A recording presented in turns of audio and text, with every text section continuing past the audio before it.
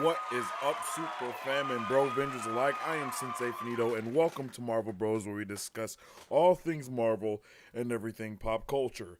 And today is Wheelie Wednesday. That is right, it is Wheelie Wednesday, so we will be talking about all of the tremendously horrific, mind-boggling things that occurred.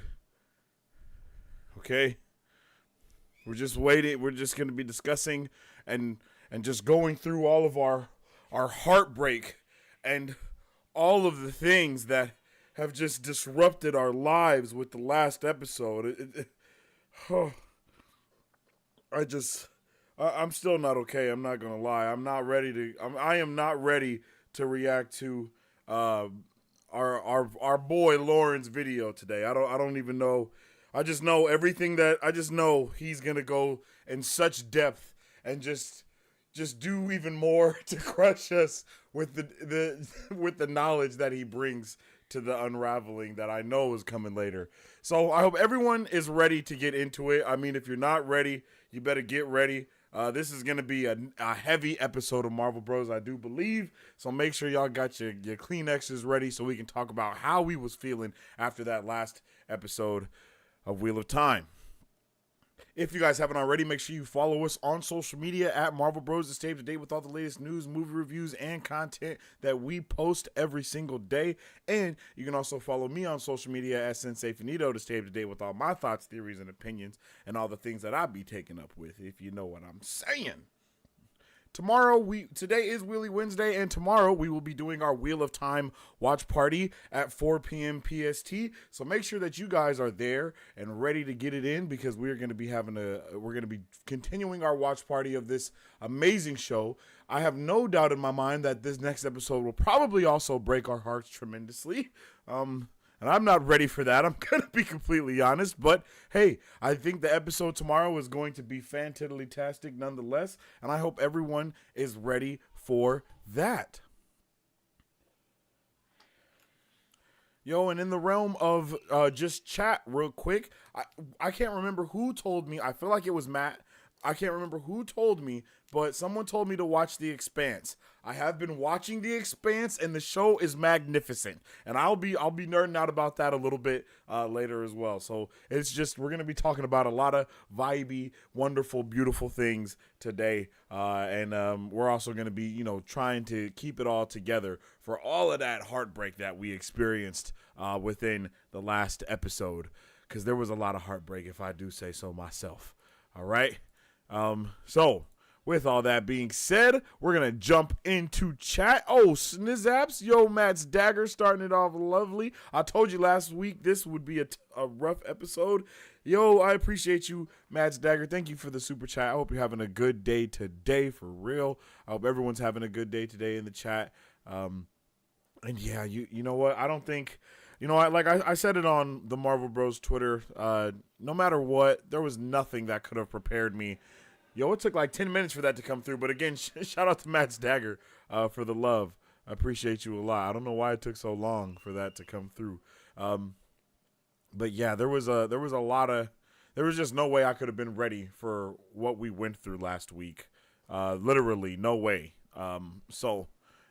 I don't know what I don't know where we're going with this show. Okay, I really don't know where we're going to be going with this show, but wherever we're going, I hope there's some pillows and blankets and maybe a little bit of cookies and hot cocoa, because I don't think we deserve to be left out in the cold like this.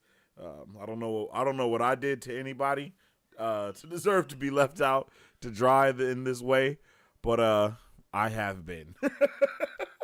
And I hope everybody is doing well after last week's heavy episode, for real. So let's jump into chat and see what's going on. I'm back. Yo, what's up with the Kiwi Kirby? Love to see you. I'm happy to see you out here, man. It has been a little while. Yeah, it's been a while. I haven't had the app in a while, which meant I couldn't chat on live streams. Oh, you can only chat through the app. I didn't know that. Well, I'm happy to have you back, Kiwi. We've been doing our Ahsoka watch parties, and all the other things. So, definitely tune in. I hope you're back for next week when we have there's a lot of stuff going on next week. Even this week, I think tomorrow we don't only have Wheel of Time, but then on Friday we also have Gen V that's going to be airing and having its 3-episode release. So as soon as we're done with Wheel of Time and Ahsoka, we're going to be doing Loki and Gen V. So there's no stopping where we're going, okay? So we're going to be doing a whole bunch of watch parties around here. And then, of course, even when Wheel of Time's over, we're going to continue with our Wheelie Wednesdays of figuring out more and more. And then those Wheelie Wednesdays may even turn into doing our book club for the Wheel of Time. So if any of you guys are interested in rereading the book for the 15th time or the 30th, you guys will be able to do that with us here at Marvel Bros sometime after the show is over. Hello, yo. Hey, y'all. Yo, what's up with the Matt's Dagger? Again, much love to you. I appreciate you. I hope you're having a good day. Told you this episode would be rough last week. Man, the episode was incredibly rough. I've never seen any of this show, but I've read the books in middle school. Let's see if this conjures up any memories of the books since I've forgotten what happens in them.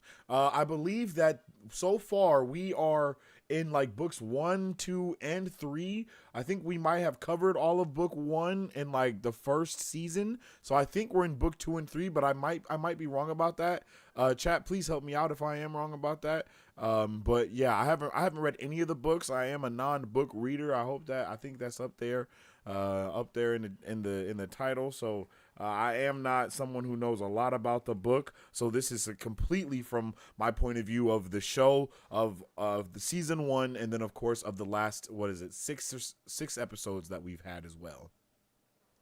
Should be interesting to see if you remember as we go along. Egwene just got captured by the Shan-Chan, and the episode was brutal. Yeah, that episode was just, whew. Yeah, that episode was intense. I'm not gonna lie. It was it was pretty intense. I'm not gonna lie to you. Waiting for the beat to drop for 12 minutes is crazy. Could you guys not hear the music? Yeah. I like it because it's not the books. It's a similar story while also being unknown. Yeah, that's one of the things that I think has been one of the best parts for not just for all of us, is we are all able to experience the show for what the show is, and you guys are just able to have a little bit more insight and background, or a lot of bit more insight and background on the overall lore of the universe and the world that's actually existing. And I know in the first season, I think that a lot of the magic system and the stuff that they were doing, it kind of didn't hit home as much for a lot of you guys, for a lot of the book readers. But I think this season I've heard a lot more of everyone just say, no, like this is like there, even though it's not book accurate with everything that happened, there's just so many moments and the overall vibe of certain things, and even how the weave looks now and how it like actually has colors to it. I know everything is just feeling a lot more, I think for all of us, it feels better. I think this season accomplished in the first 3 episodes what they were trying humongously to accomplish in the first season, period. Agreed. Those are fist pumps. Yeah. What's up with it, Rant? Oh. Hello there. How you doing, man? Welcome back. That's right, betting is open. Was Perrin's dead wife, Layla, actually a dark friend? And I mean, of course she was, right? You guys can type !wallet in the chat to see how much money you got. And if you want to bet on that bet, you can go ahead and bet on that bet if you want to.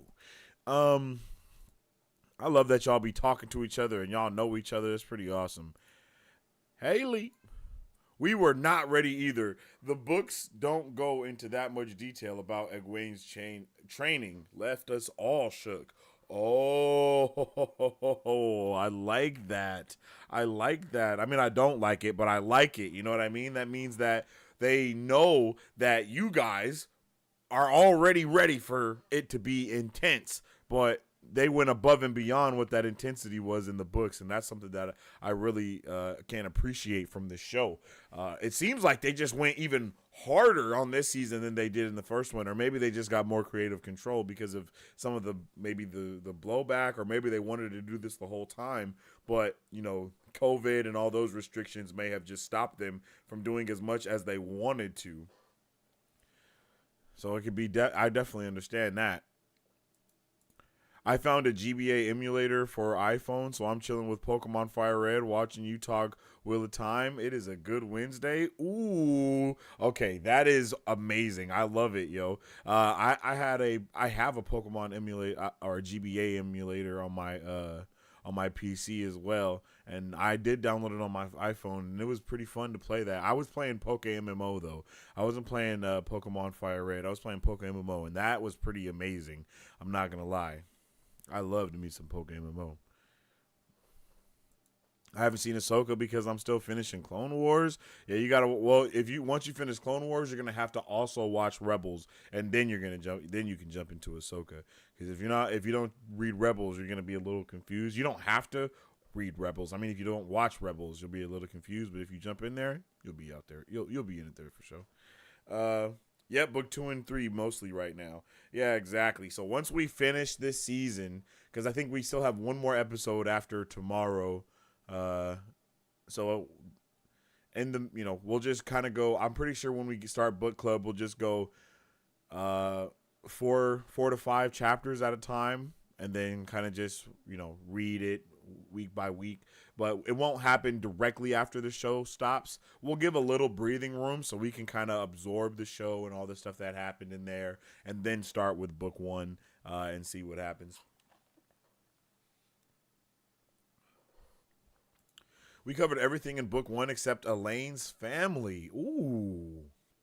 Okay, Rant. And that is one of my biggest questions as well. So maybe they're saving that for next. I mean, they have to be saving that for next season, unless in this next episode we just get a complete overhaul of world building for Elaine. But I doubt that's going to happen because, I mean, no, that actually makes a lot of sense. That actually is probably what we'll see happen in the next episode, because we know that Leandrin is going to be spinning her web of lies on the wheel, and telling everyone like, oh, Elaine has been captured by the Shan-Chan fleet or whatever the case may be. So this actually may be a perfect time for her mom to enter in and then, meet her as the queen of Andor, if I'm not mistaken, the queen of Andor. So that actually, I could see that happening, but I also know that we're going to be spending a little bit more time with our guy Rand. He's going to be most likely meeting the Amyrlin seat, and then we're going to be discussing some things with them as well. So I'm excited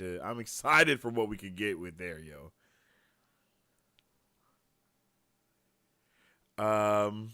Have you seen One Piece live action? Yeah, Kiwi Kirby. I absolutely loved the One Piece live action show. It's literally to date one of the best live action animes that has ever been created. I've seen the majority of the live action anime adaptations, and One Piece is definitely the best. It's definitely the best. I loved it so much, start to finish. Every episode got better and better, super authentic. But I know a lot of people have said it's even better than the anime. So I just think they did a really good job with it for having so many people, spreading the love. They truly turned it up to 11. Yeah, I agree. Rafe, the showrunner, did an AMA on Twitter today since the writers can do their thing again. That's awesome. Yo, I can't believe I missed out on. Well, actually, I'm happy I missed out on that because it would have probably been mad spoilery for me. Still holding out hope for Flicker in episode tomorrow. Don't know what that means, but I am also now looking forward to it as well, Queen. And how you doing? Hello there. And Travis, how you doing as well? Hello there. They name dropped her family a little this season, so it feels inevitable eventually. Yeah, they did do a lot of name dropping of a multitude of things this season, I think. And I don't think we're going to get a full-blown answer to all the things that they name dropped. But, like I think we will get quite a bit of things answered for us. What I'm really interested in is if we're going to get another Forsaken released in this season. I know they were talking about Ishmael not wanting to release anyone else because of all that. But I feel like if we get one more Forsaken release, then I'll be really rocking with it. I could see even Celine trying to release one of the Forsaken to be on her side so she doesn't have to just keep going up against Ishmael alone. Because I feel like Ishmael is stronger. I mean, maybe. Not Celine. Excuse me, Lanfear, because she already let us know that she is a succubus witch that cannot be trusted. So she must burn at the stake. But anyway, I'm just really interested in seeing if that's something that may occur. It might happen, given some of the promo stuff. Yeah, I don't be tapping in with too much of the promo stuff. I think Manic Meeks and her friend are going to be reading it too if you want to co-host. I don't know who either of those people are, but I would love to be a part of it. So if you can lead me in the right direction, I could definitely... Oh, you know what? Actually, let me just put it on my in my little notes that I be having from y'all. I got to take notes whenever we do these lives because y'all be dropping information on me. I'll be dropping the info. YouTube channels. Who did you say? Manic Meeks? Manic Meeks. I will be checking out Manic Meeks. You know what? Let's just bring him up over here right now. Let's see about some Manic Meeks.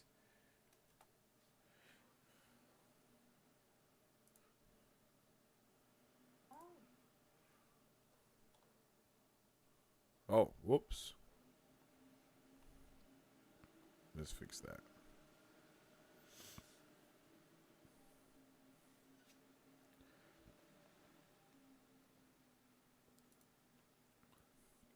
There we go.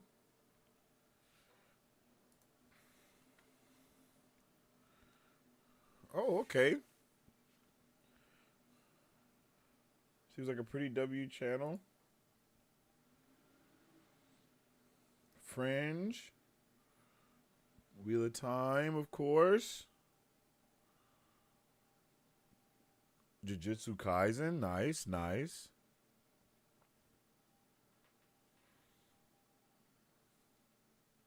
Oh, that's dope.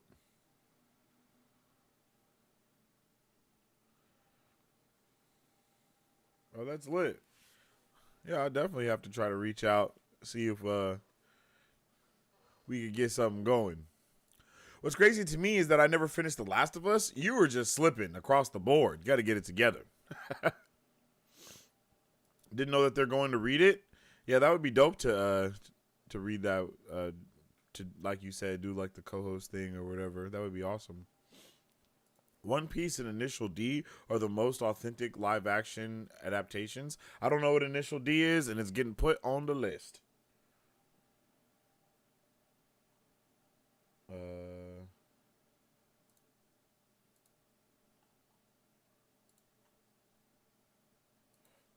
Initial D.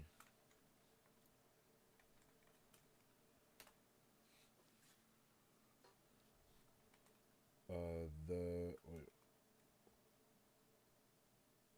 Expanse. There we go. A moment for a very Rand-centric episode. Rand al'Thor is my favorite character in fiction. Rand al'More. Really? Really, Rand al'More. Is Rand al'Thor your favorite character? I would have never been able to guess that. I think Celine / Lanfear releasing one would be really interesting. Yeah, right? I think that would be awesome to see take place. Just because it feels like she's trying to get her own like little crew together in the background almost. And I would love to see a little bit more from her, you know? And back to Rant, bro, though, I would love to see a more Rand-centric episode also. That would actually be really dope because I feel like no one really took a back seat in this season completely, other than Matt. Matt kind of did take a back seat a little bit, but the last episode that we got did put him in there a lot, and it was definitely heart wrenching to have to see him looking at Rand just standing there waiting for him, and he's like, "Oh, bro," just when he said, "Alone it is." Oh, bro, yo. Oh, that broke me low key. I was like, oh man, he just wanted to. His bro was there, and he felt like everything was good when he knew that his bro was there, and then his bro wasn't there. You know, unfortunate. Manic Meeks is a reaction channel. Yeah. I appreciate you guys. Putting some other channels and stuff on my radar. Other channels, shows, everything. I really do appreciate that. Rand, I never would have guessed Rand was your favorite, for real, for real. I love Fringe. I think I've watched a little bit of Fringe, but I haven't watched a lot of Fringe. You know what I mean? I think maybe I almost finished the first season, possibly, but I might be wrong.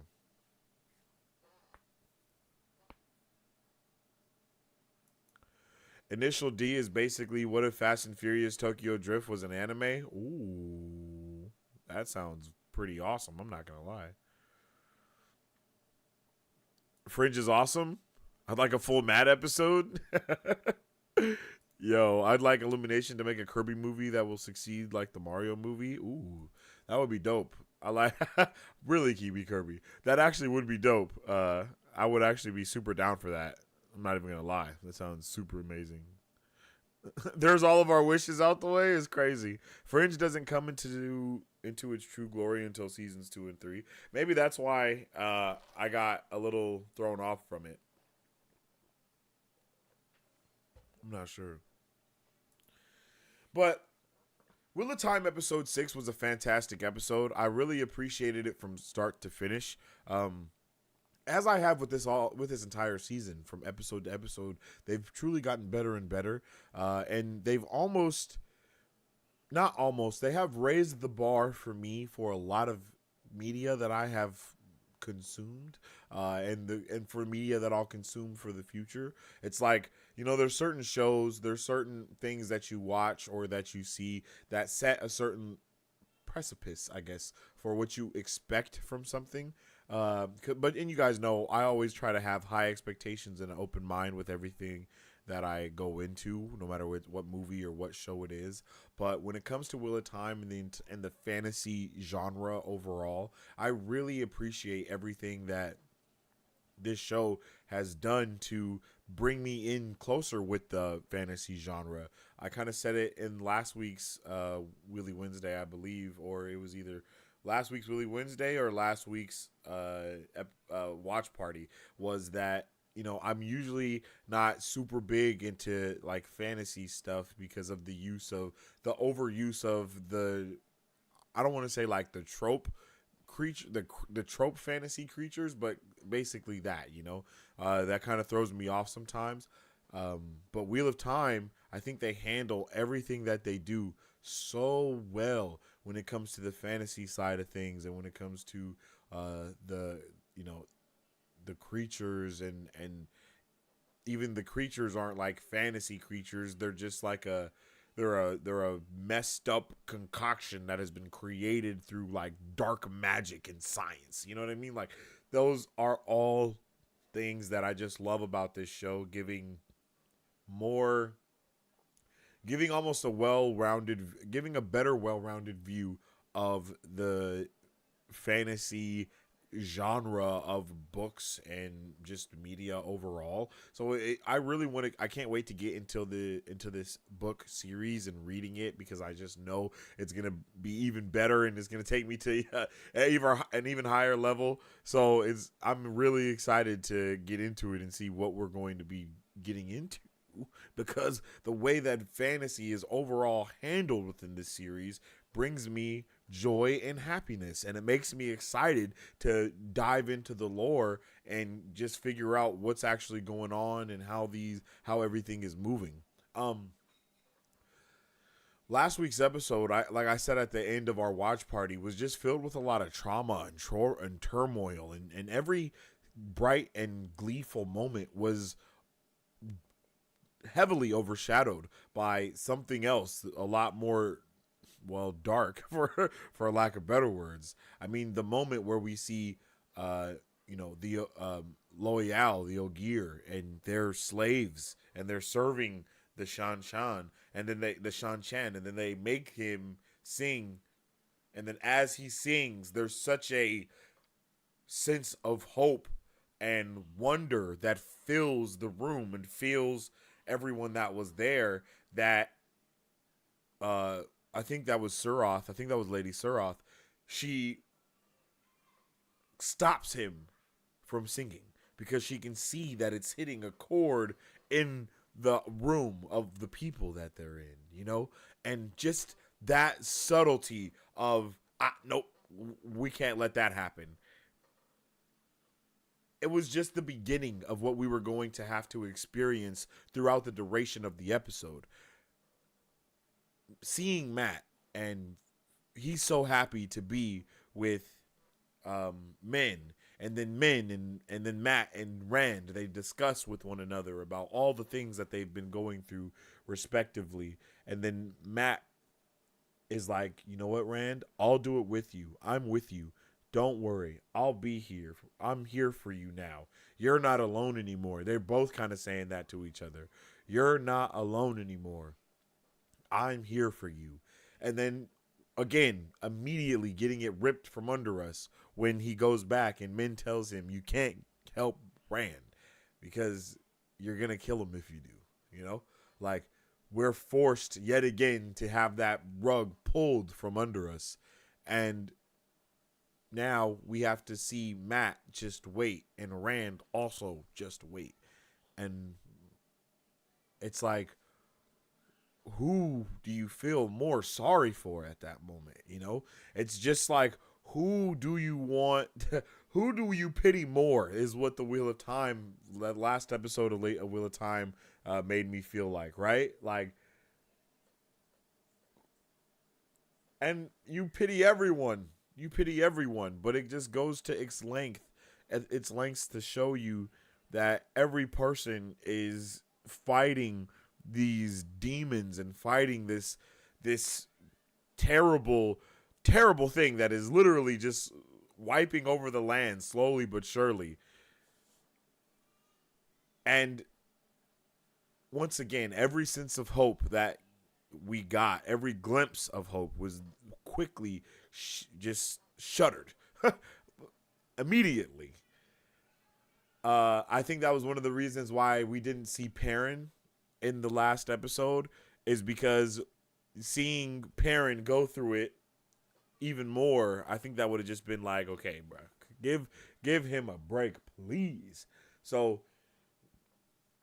he did get his break, you know what I mean, by not being a part of the overall tragedy that was going on. And then to just go with Elaine, hold on, and just to be with Elaine and just have to suffer through Elaine and Nynaeve doing everything they can to figure out how to free Egwene. just for that yet again to be ripped away because Nynaeve is so powerful that she can't give a little bit of anything. She can't give a little bit of her energy. She can't do things in a small increment. And she's so powerful that she ended up getting the woman caught. And then she gives her such respect and treats her with such respect and treats her as if, she respects her as a wisdom. She respects her as a woman. And again, just what a beautiful way to show us this stuff, like, I don't even know what's going to happen in the next. I don't know what's happening next. I'm not going to lie. I have no idea what's going to happen next.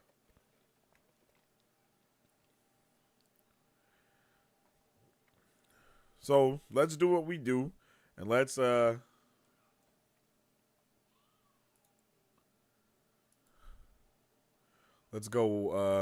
through each character and talk about them, and see how we're feeling. Here we go. Bam.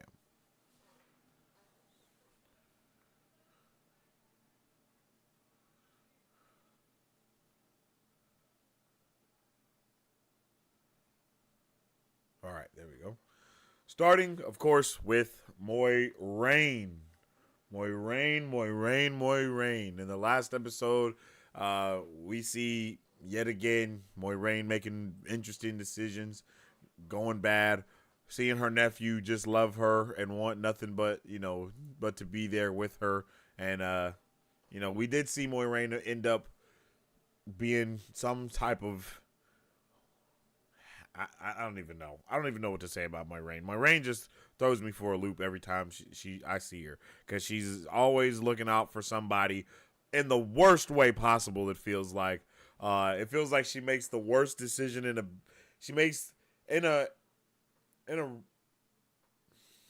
moment of making a terrible decision and a bad decision. She usually makes a terrible decision.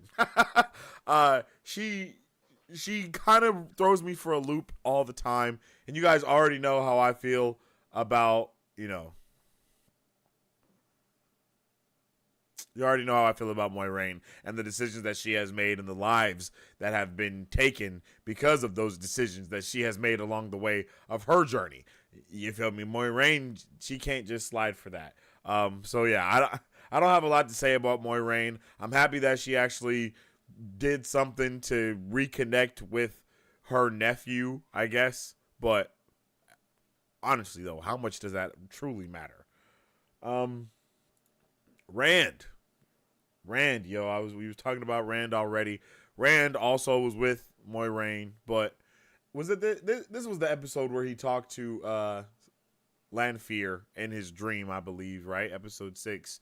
And she's the one that told him, yo, get away from Moiraine and all that good stuff. So it was cool to see that.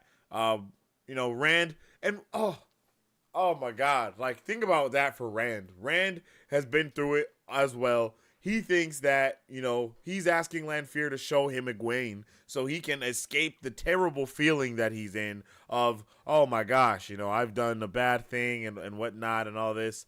And oh man, they think I'm dead. I just want to see Egwene because I love her. Boom, she's trapped as a slave. Like what more?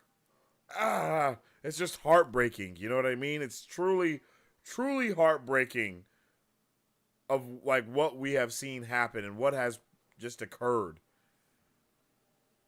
And I don't understand why. I don't understand why.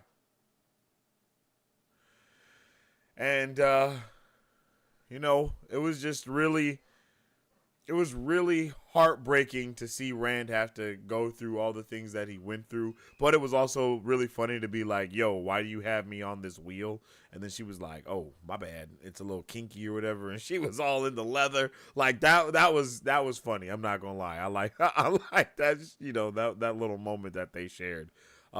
And you can feel that Lanfear actually cares for Rand. It's not like she's just trying to get one over on him by any means. And that's why I feel like she may release another dark friend or something along the lines of another Forsaken one or whatever they're called, the Forsaken, because it just feels like she needs to get one up on Ishmael more than just this way. Ishmael has a whole army behind him at this point. So we need a little bit more. You know what I mean? We need a little bit more. To fight against that. I feel. I might be wrong about that, but two Forsaken versus a whole army of Aiel. Not Aiel, my bad. The Aiel will, I don't know, the Aiel might win. A whole army of the Aes Sedai. I just don't know. I don't think the Aes Sedai are strong enough to fight them because my guy is strong as hell.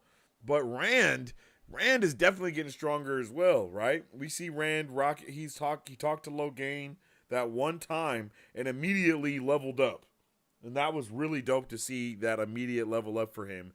I feel like he's so scared of his power that once he does embrace it, it's of course going to be an immediate level up because he's the Dragon Reborn. He's the chosen one. It should come easy to him, and it does. But I know he's just scared to use it. I'm interested if we might find a way for it not to drive him crazy, because as far as I know, the Dragon Reborn there hasn't been another Dragon Reborn since the break. So for him to be the first Dragon Reborn, maybe he's not affected by the magic turning him, them to the dark side or whatever. But I don't know. How would we know? How would I know? You guys know more than I know, of course.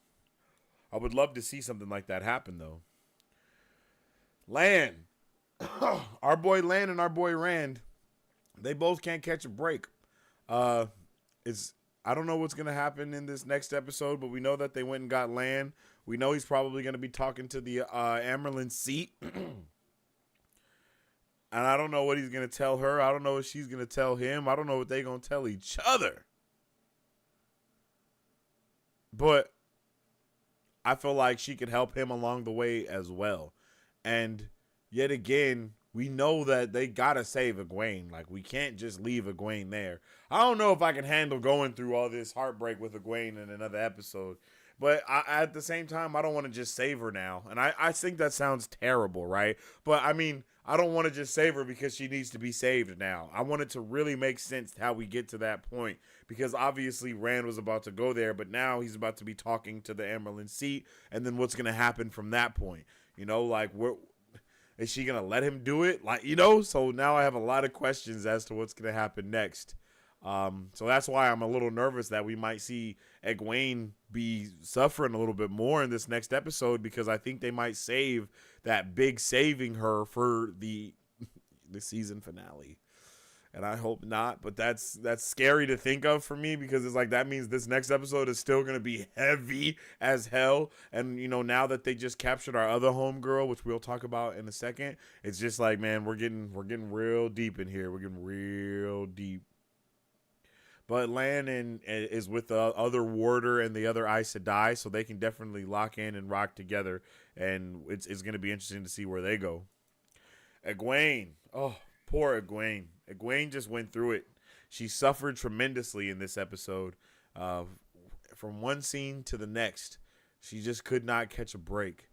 And honestly, it gave us a sense. There was always a sense of hope every time Egwene came on scene. Like, we know that she's strong enough to break this seal. You know what I mean? She's strong enough to get out of this. She's strong enough to fight back. She's strong enough to not suffer or give in to what's happening, right? She is strong enough for that not to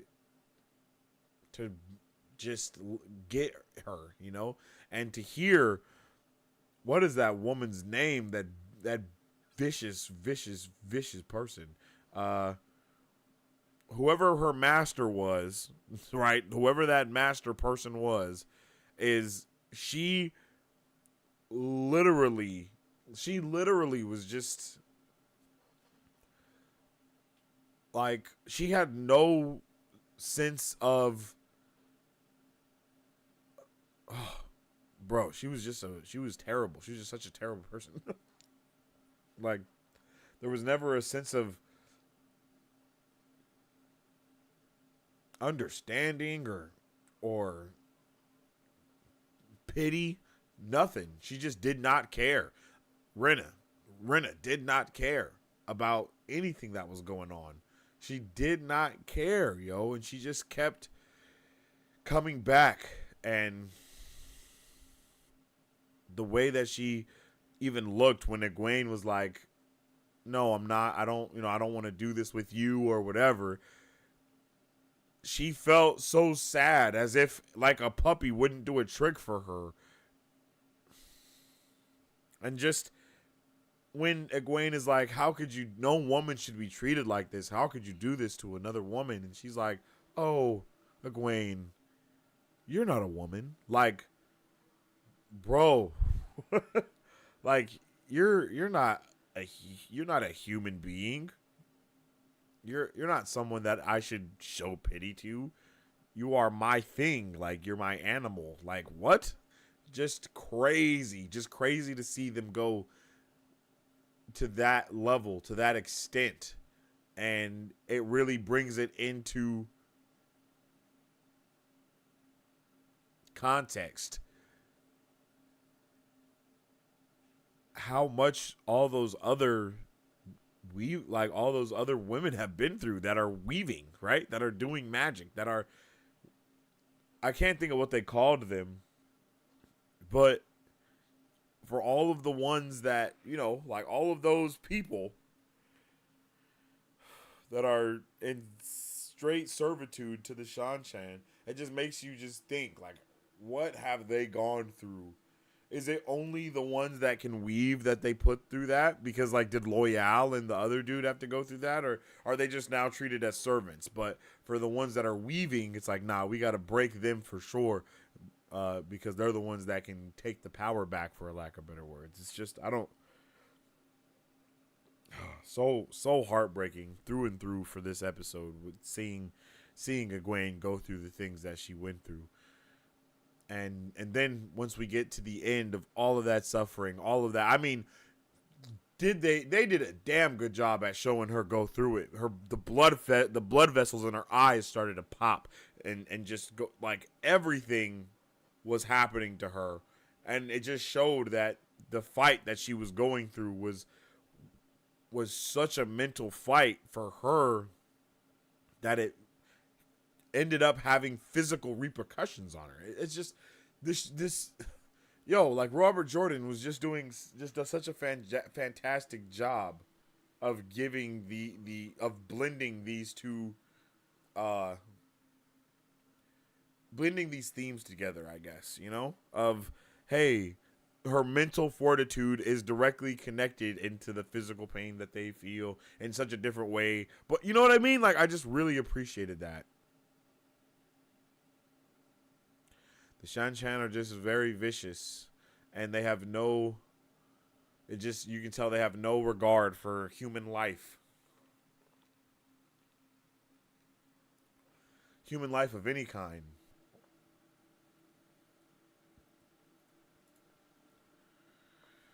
Yes, the Damane and the Suldam. There you go. Thank you, Matt. I appreciate you. Or Matt's dagger. So with the she's like, yo, but you are my Damane, and you are my, and I am your, like, just the way that she was just trying to portray it just shows how out of touch with humankind and just regular decency that they are. Like, could you imagine how it is in their own side of the ocean where they came from? Imagine how people get treated out there on a daily basis, and I just can't imagine it.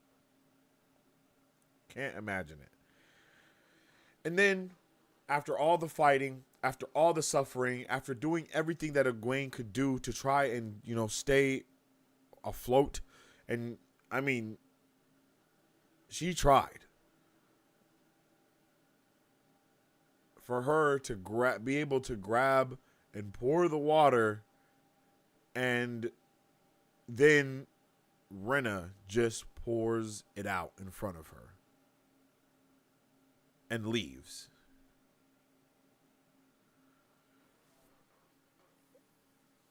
Like, what are we doing? Why are we doing this? Why are we doing this,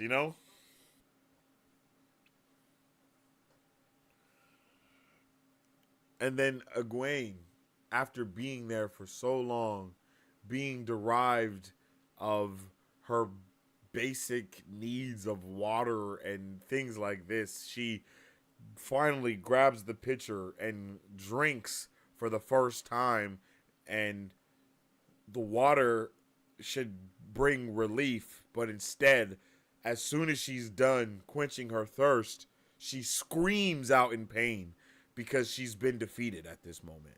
Like what are we doing? Like, how are we getting put through this right now? Why are we getting put through this right now? What have we done to experience to deserve this terrible feeling of hopelessness? And then, as if that was the worst thing, that me thinking, oh man, That was terrible. There is no way that this episode could get worse. There's no way this episode could break me a little bit more. And then we immediately go to the center of the Blue Aja, and she's like, don't cry. You're stronger than me. I didn't even last this long. Like, bro, excuse me? Like,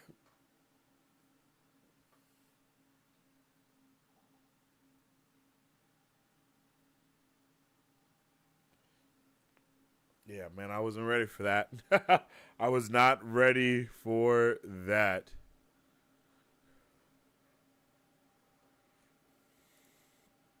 Perrin, we weren't really with. I don't think we were. I don't think that we were with Perrin at all in this last episode. So nothing to really go in with him. Excited to see where we go with him and Avienda, and see if they end up helping. You know, any of the peoples that we're rocking with. You know, so yeah, super interested to see where we go with him. But we didn't get to see a lot of him. Nynaeve, goddamn it. Man, Nynaeve continued to piss me off a little bit in this episode. I'm not gonna lie, until she didn't. Right? That's really it. Once we got to that point of Nynaeve not getting on my nerves anymore, she was really, her and Elaine got closer in that moment.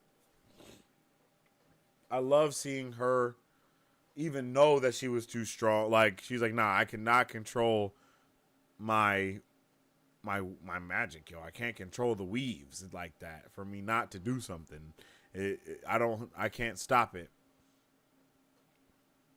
And she was right. Who was that she was with? Who was she with? Rima? Was it Rima? Is that her name?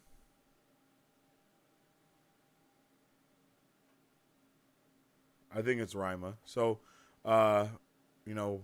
seeing Rima get put through that as well. And seeing Rima just Megan and Rima, right? Is that which one is Megan? Who's that? Who's Megan? I don't know who that is.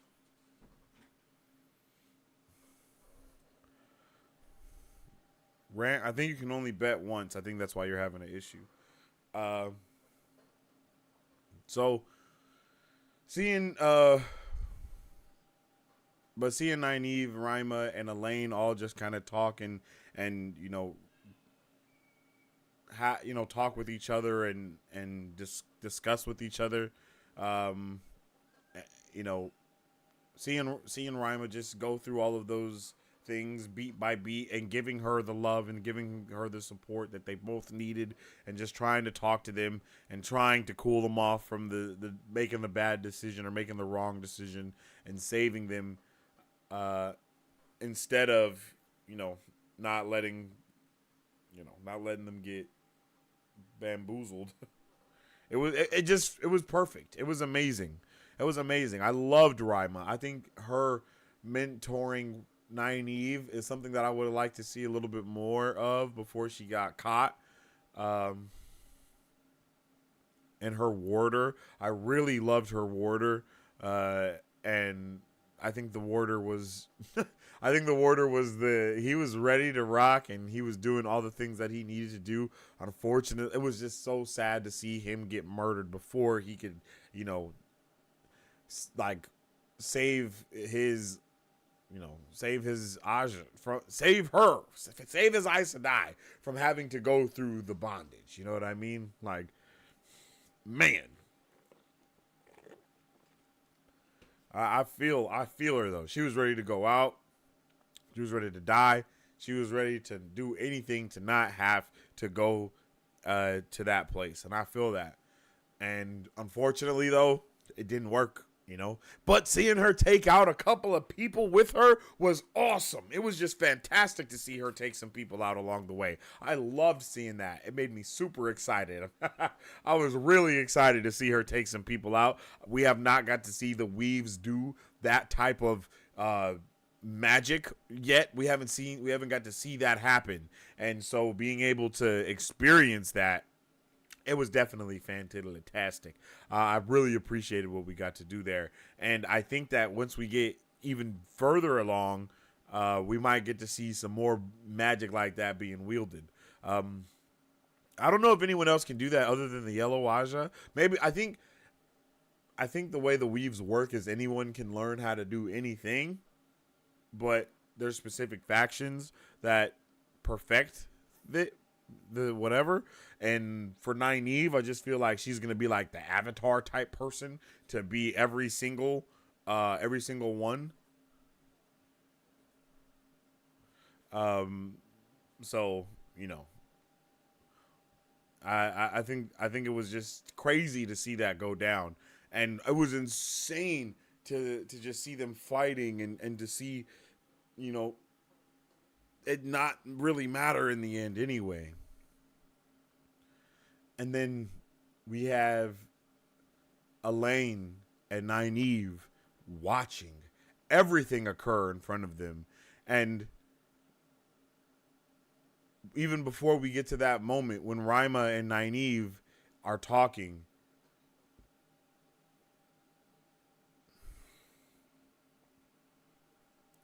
and Rima's like, sister, you know what I mean? Like, she sees her as an equal in that moment and gives her the respect and the love that she deserves, and is like, yo, you have to get it together because this is bigger than us type of thing.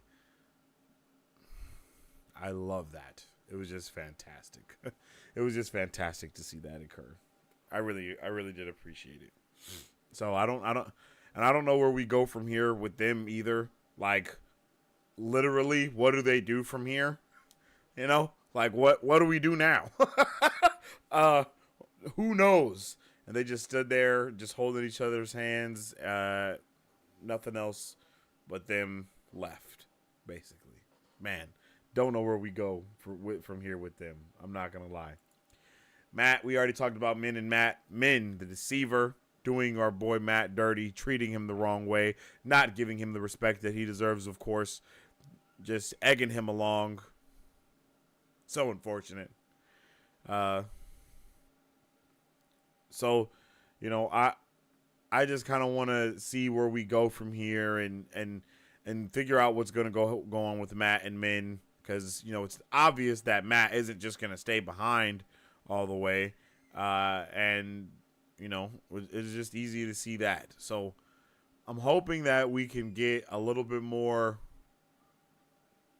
frisky, but not in that sense of the words, but like, you know, I hope we can get a little bit more with Matt. Yo, I want to see Matt get some stuff popping, and I know Min has to suffer a little bit more somehow. I mean, she told what she, you know, she broke the deal, I'm pretty sure,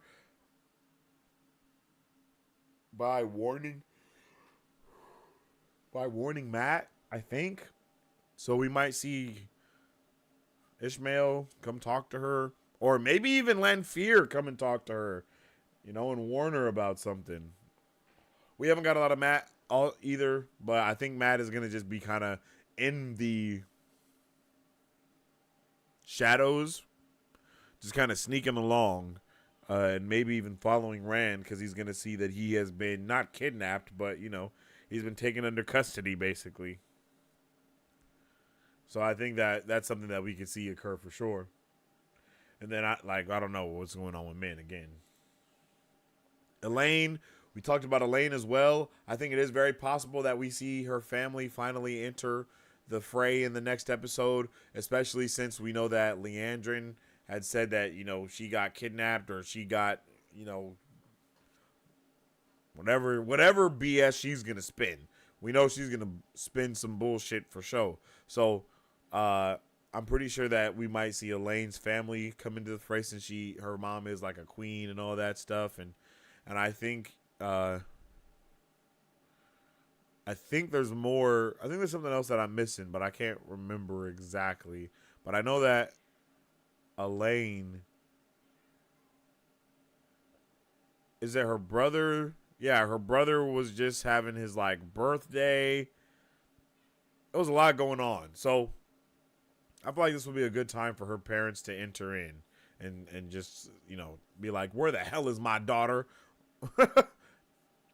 uh the relationship between Egwene and Elaine is magnificent. I love that she has no idea what she's gotten herself into, but she is there rocking anyway.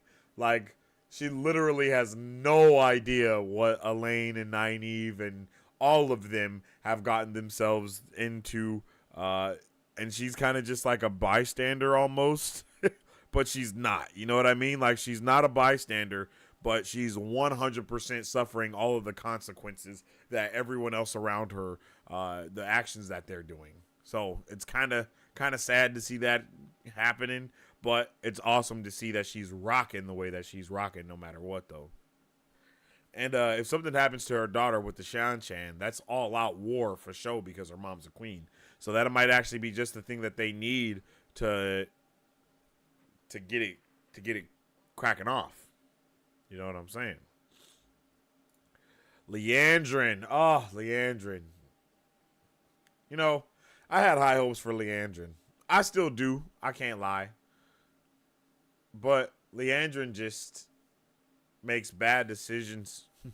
And we learned, in the last episode that once you give your oaths to the Dark Friend, you can't break them. Which is unlike the oaths of the Aes Sedai, obviously. The Aes Sedai's oaths can be broken. She broke them.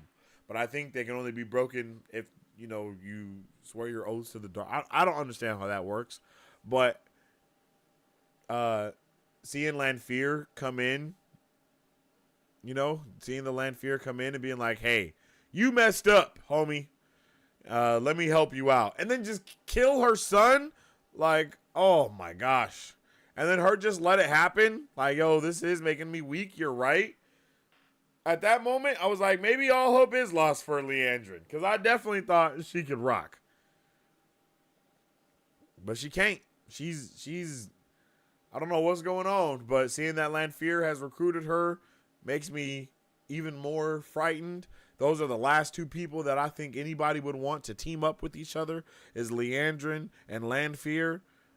Super interesting that Lanfear immediately knows everything that's going on with Leandrin, even though she's been trapped, right? Like, she's been trapped just as long as Ishmael has been trapped, so how does she know all this shit already? She knew way too much, in my opinion. But that may be just a amazing thing for them, Like, that might just be an amazing thing for them. But Leandrin definitely is about to get crazy in the rest of these episodes, so I can't wait to see what that looks like and what's that mean. Can't really talk about Avienda. Haven't seen too much of her yet. She's a badass Aiel, and I'm pretty sure we're going to see some awesome stuff continue from her and get that going, and I'm ready for it. Ready for her and Perrin to, have more screen time. That'll probably be happening in the next season as well. But, who knows? And then, of course, Lanfear, Selene. We can't trust her. I knew we couldn't trust Lanfear from the beginning.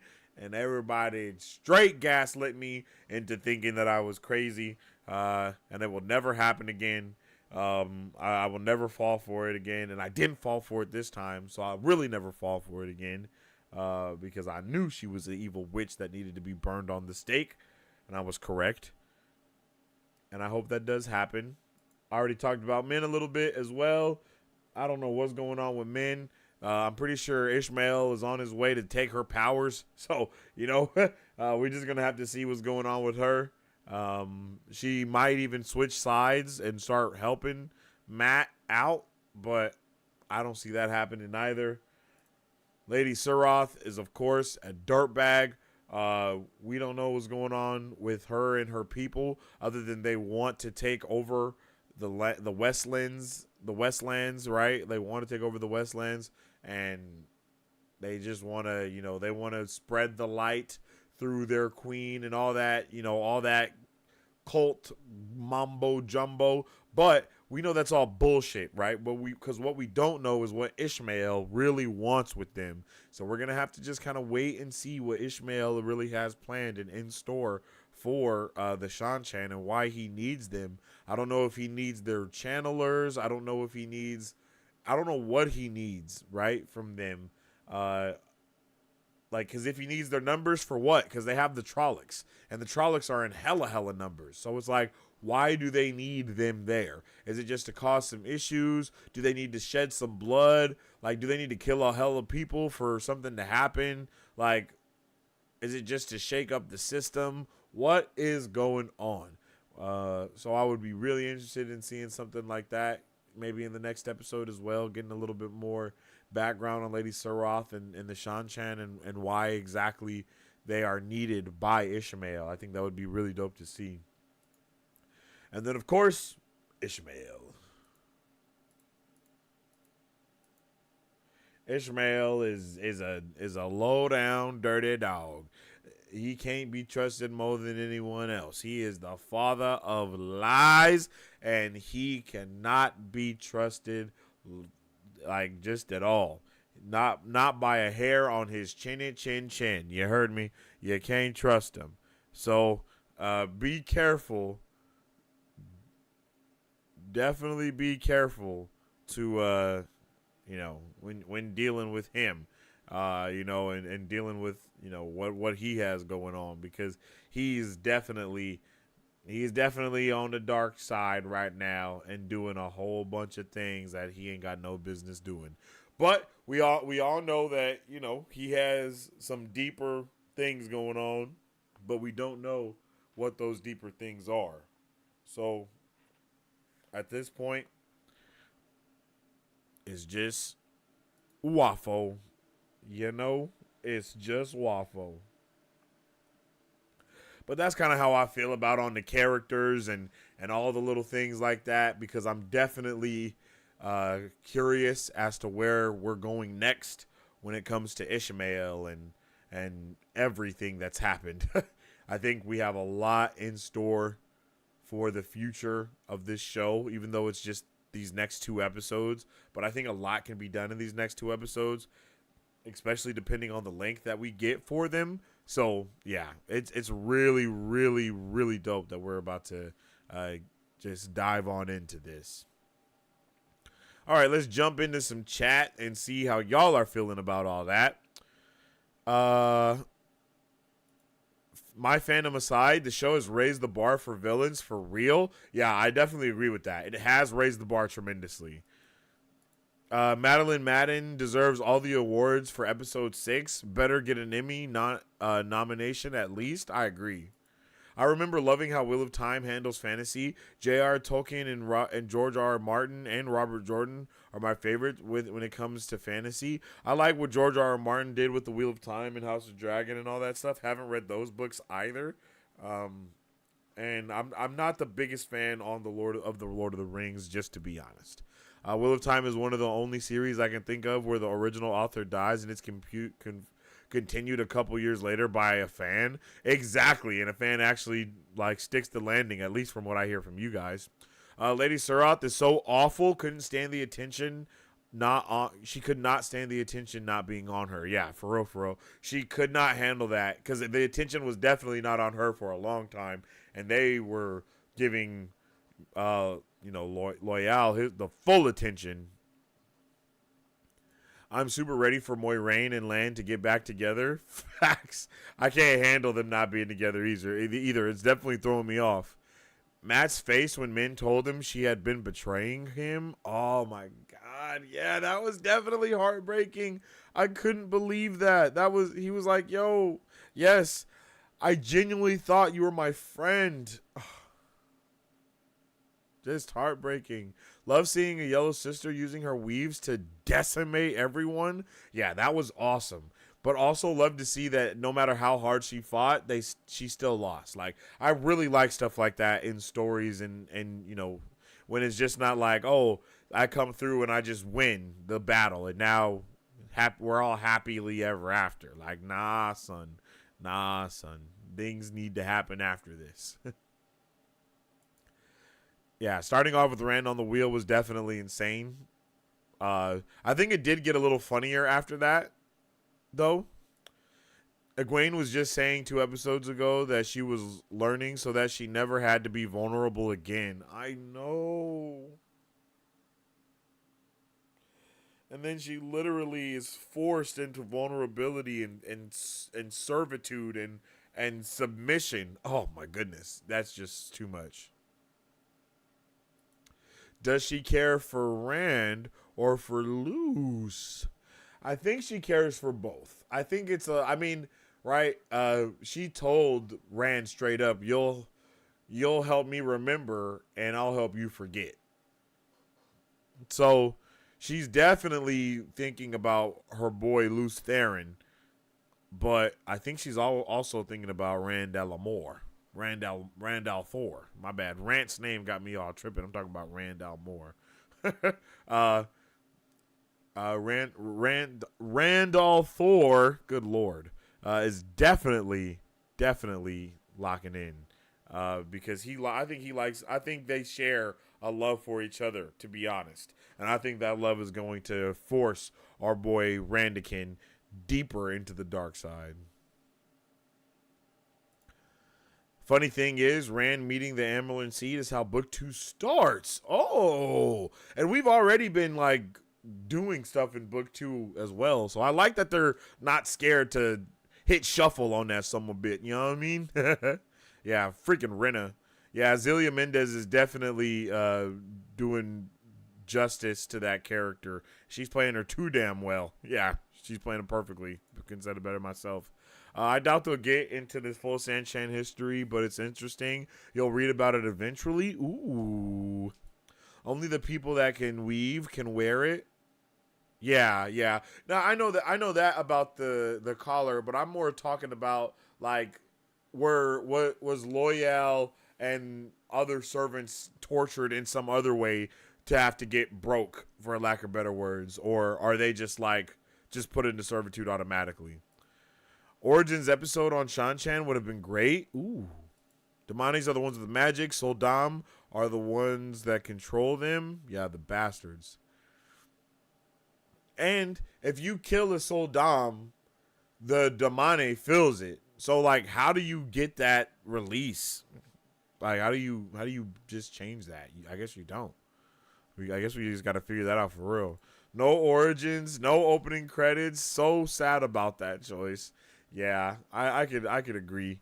I would have liked if they went with a different type of opening this season to more fit what was going on within this one. But I feel like it's worth it to cut that opening intro out because we get a little bit more time with our friends. Cognitive dissonance to a continental scale, man. Cutting the opening, I get it adds showtime, but Origins I'd really like to see back. Yeah, and I can't believe they took the map out as well, the interactive map. What kind of BS is that? They did a terribly good job getting across the Soldam mentality. Yeah, really hit home with how dark and psychotic they are. With the Shan-Chan, you also have an honor-based hierarchy, which are the only people we interact with. So we are always going to see the most zealots of them, particularly when the nation is so massive. Oh, I feel you. I understand that, Rant. Did Egwene break or just bend in the storm? You know what, Matt? That's a good question. And I kind of feel like she definitely bent in the storm. But I feel like she might know that she bent in the storm. And I think she might think that she broke. And I think that we might come to find out that she only bent in the storm. And it might just solidify how strong she is. Because she's also strong as hell. Someone mentioned it was a parallel to them cleaning the glass of water in the tower. Oh, do you mean like The torture that they have to go through, Lee. I think that's what you're saying, Lee. What does it mean to break, right? It's an interesting thought. She certainly doesn't currently think of the picture as having the potential to be a weapon. Yeah, and that's what I think about it. That's what I was thinking about as well, is maybe that's why she didn't use it as a weapon, is because she's thinking about it more as a way to quench her own thirst rather than as a tool to be a weapon. And I think that's something that an Aes Sedai would definitely do, because it's all about the way that you do things and the way that things are worded and the way that you think in that action, because the Aes Sedai are not meant to lie, they're not meant to do this, they're not meant to do that, but it's very obvious that they do certain things to kind of get around that fact. So it would only make sense that Nynaeve is basically mastering, so it makes sense that Egwene is basically mastering those techniques of what it truly means to be an Aes Sedai. And then we have Nynaeve that is also learning how to be an Aes Sedai in her own way, but she is doing it through actual lessons, as to where Egwene is being forced into it through trying to survive. Ryma's screech as the collar is put on. Yeah, that was definitely just another heartbreaking moment. There was definitely some heartbreaking cries of pain and anguish in this episode, and they did such a good job of solidifying what that means and those feelings. I mean, because we get Ryma's screech of just pain and anguish, and then we immediately go to Egwene's screech of pain and anguish, and it's just like one thing after another, just two things ripping us and tearing us and just seeping us with emotions. Rima and Megan breaking is going to be sad, yo. I mean, if we have to deal with seeing Rima as well, getting the breaking process happen to her, I'm definitely out of here. I'm definitely out of here. I don't even know if I'm going to be able to finish the episode. I'm going to just be like, all right, so I'm out. Nynaeve pissed me off for 5 straight books. Yes, Nynaeve has got on my damn nerves so much. Like, so much.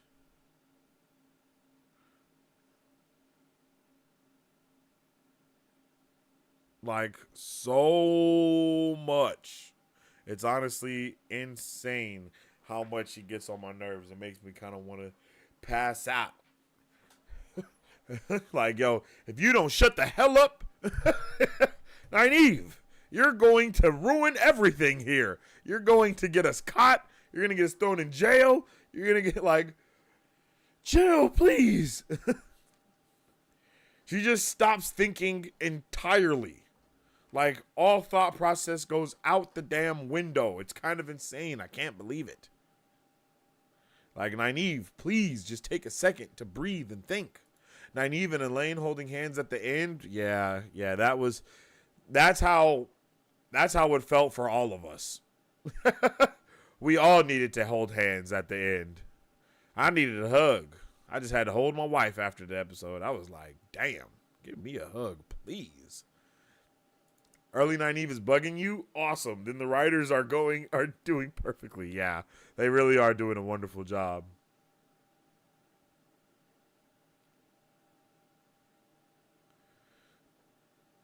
Yeah. Let's see.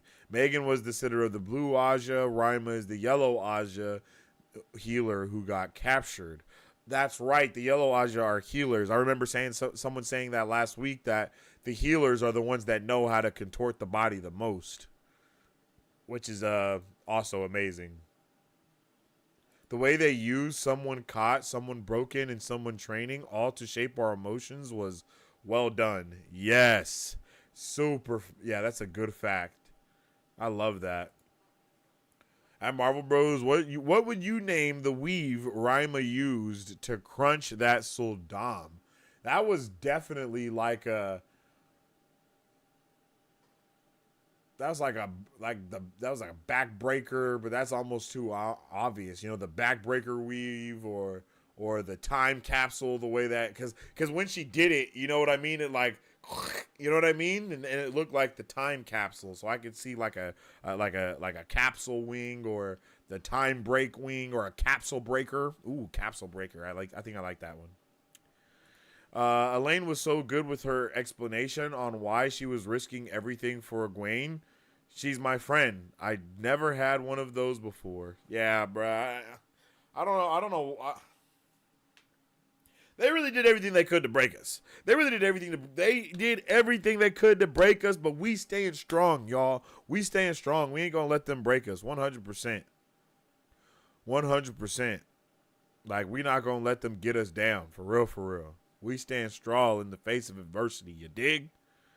Was the father of the lies ever going to take her visions from her? Does he even have Does he even have the ability to do that? Well, I guess yeah, but I don't know.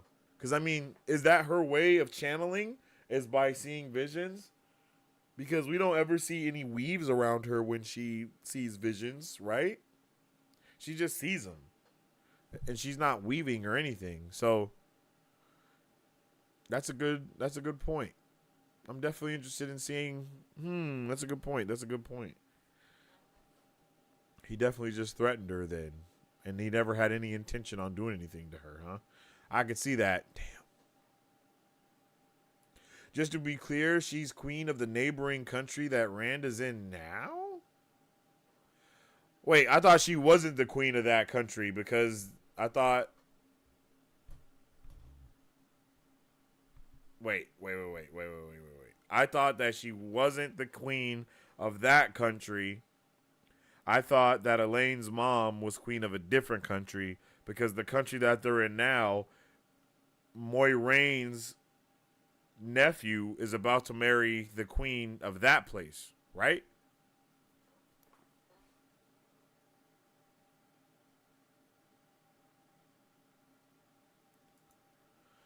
Love the fan nod with Lanfear calling him Ishi. Yeah, I know that was dope. I know that was dope for you guys. I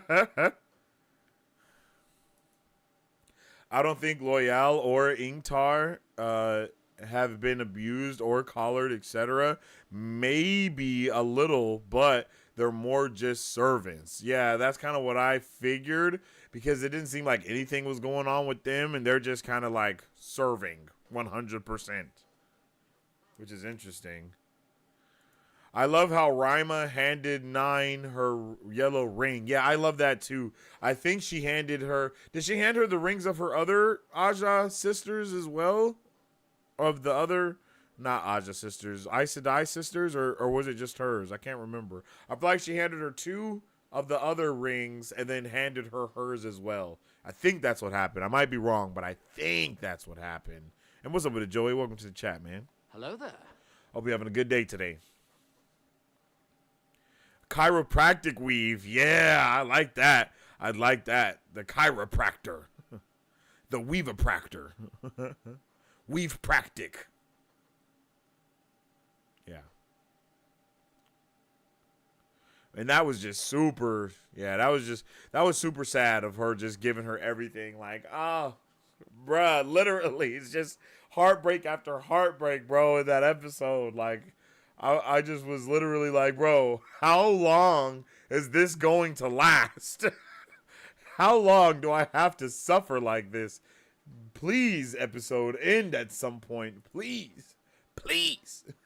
Please, help me, please. I can't keep going through this. I can't keep suffering. This isn't fair. This is not fair. I've done nothing to deserve this level of just unbelievableness.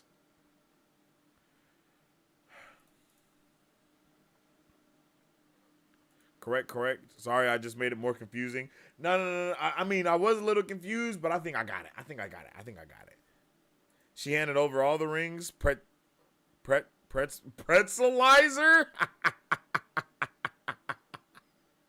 The pretzelizer. Yeah, I like the pretzelizer. I'm not gonna lie. I like that pretzelizer. That's a good one. I like that. Pretzelizer is good.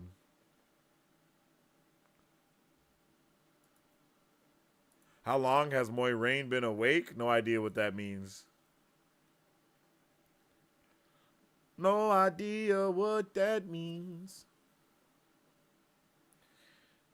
But that does sound. But I think whatever we do in this next episode, I think we're gonna have a good time. Honestly, I really do. But that is kind of our, quick recap of the last episode and how we feel about all these different characters and the spot that they're in within this journey right now. I hope everyone, is vibing. I hope we're all having a good time. The next thing that we're going to be getting into now is we will be getting into Wheel of Time Season 2, Episode 6, Explained, coming at us from our friend Lauren over at Unraveling the Pattern. So I'm super excited to get this episode unraveled and get it in and talk about all the stuff that we're going to be getting into today. I'm super excited to get in there. I'm sure Rand got Lanfear to leave Moiraine alone as long as he left her. Yeah, I feel that for sure. She hasn't slept since her confrontation with Lanfear? Oh, shit, I didn't even think about that, Joey. Yo, I didn't even think about that, Joey. That is such a good point. So she has to have been up for 72 hours now? I think it's been about three. Yeah, right? It's been about not 3 days. Yeah, it's been about 3 days. Maybe longer. Because she might have even not been sleeping before then from the moment she left Lan.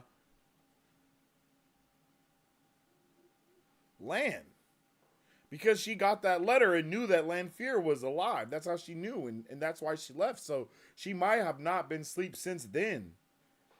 Oh my gosh. She might not, yeah, because she already knew about She knew that Lanfear was the issue. So she was like, bruh, she might have just been staying awake from that point to be like, I can't let her get in my brain. Damn. I didn't even think about that, Joey. Whoa. So no wonder she's been kind of a biatch to everybody around her.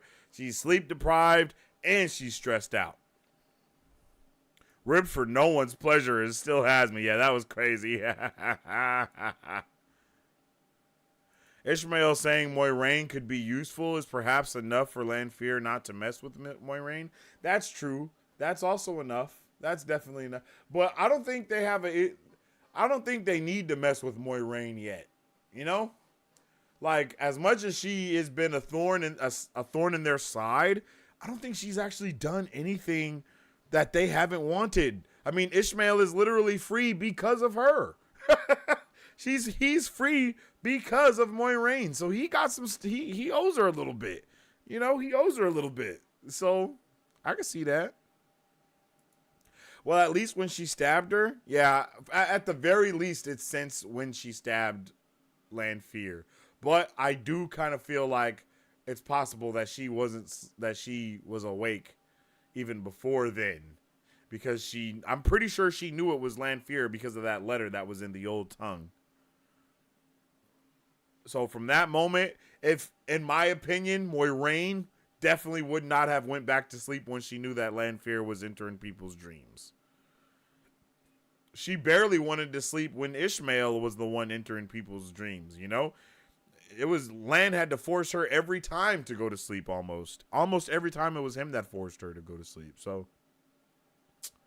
who knows?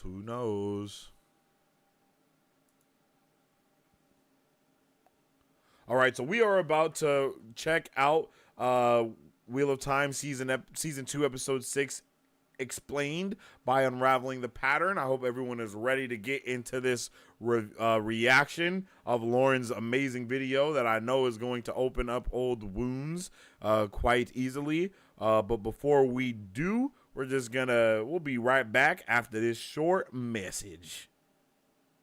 What is up, Super Fam? How's it going, everyone? Welcome to Marvel Bros, where we discuss all things Marvel and everything pop culture. We started Marvel Bros back in 2019 because we have a love for not only Marvel movies and comics, but because we wanted to have a place where people could stay up to date with all pop culture news. Here, you will have access to all of our content, whether it be trailer reaction. You look like He-Man. Oh!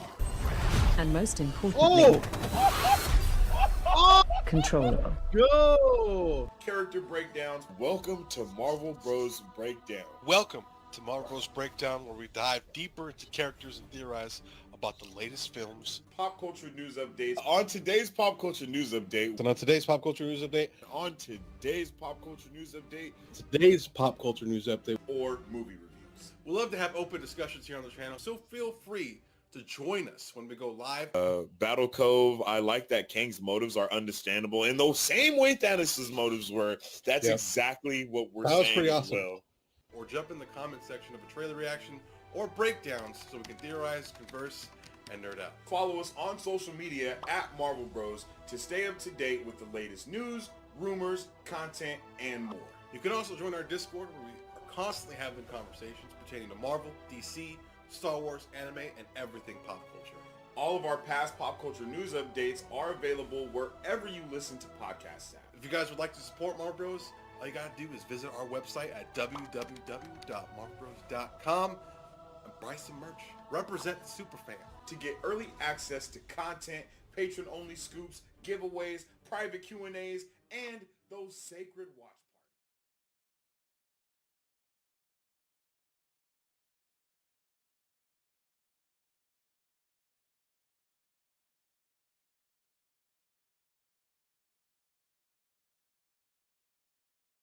My bad. I'm back.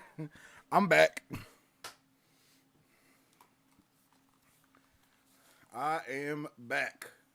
I hope y'all wasn't waiting too long.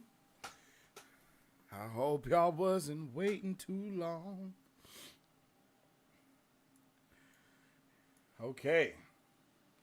Now, without further ado, we are going to be checking out Lauren's video for Wheel of Time, for the Wheel of Time breakdown. If you guys haven't already, make sure you go show some love to Lauren over at Unraveling the Pattern. Oh, hold up.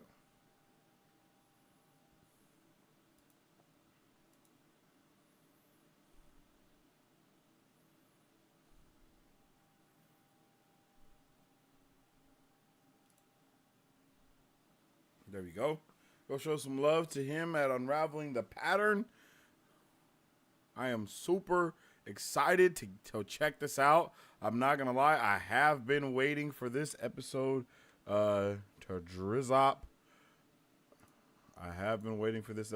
drop.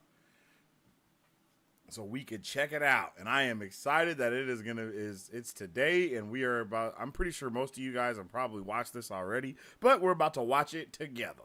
And I'm excited about it. So let's get into this amazing breakdown from Lauren. Oh no. Let's make sure this is on high.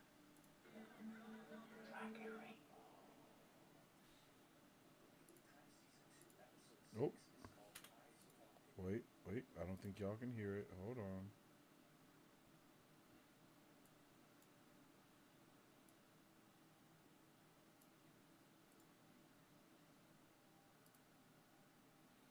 There we go.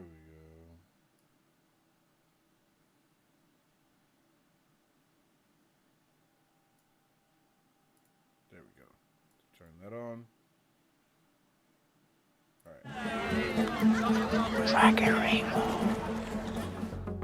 The Wheel of Time Season 2, Episode 6 is called Eyes Without Pity. There are only a few moments of levity in what was otherwise a very heavy episode, but there are still several new terms and secrets to discuss, so let's unravel the episode to make sense of it all.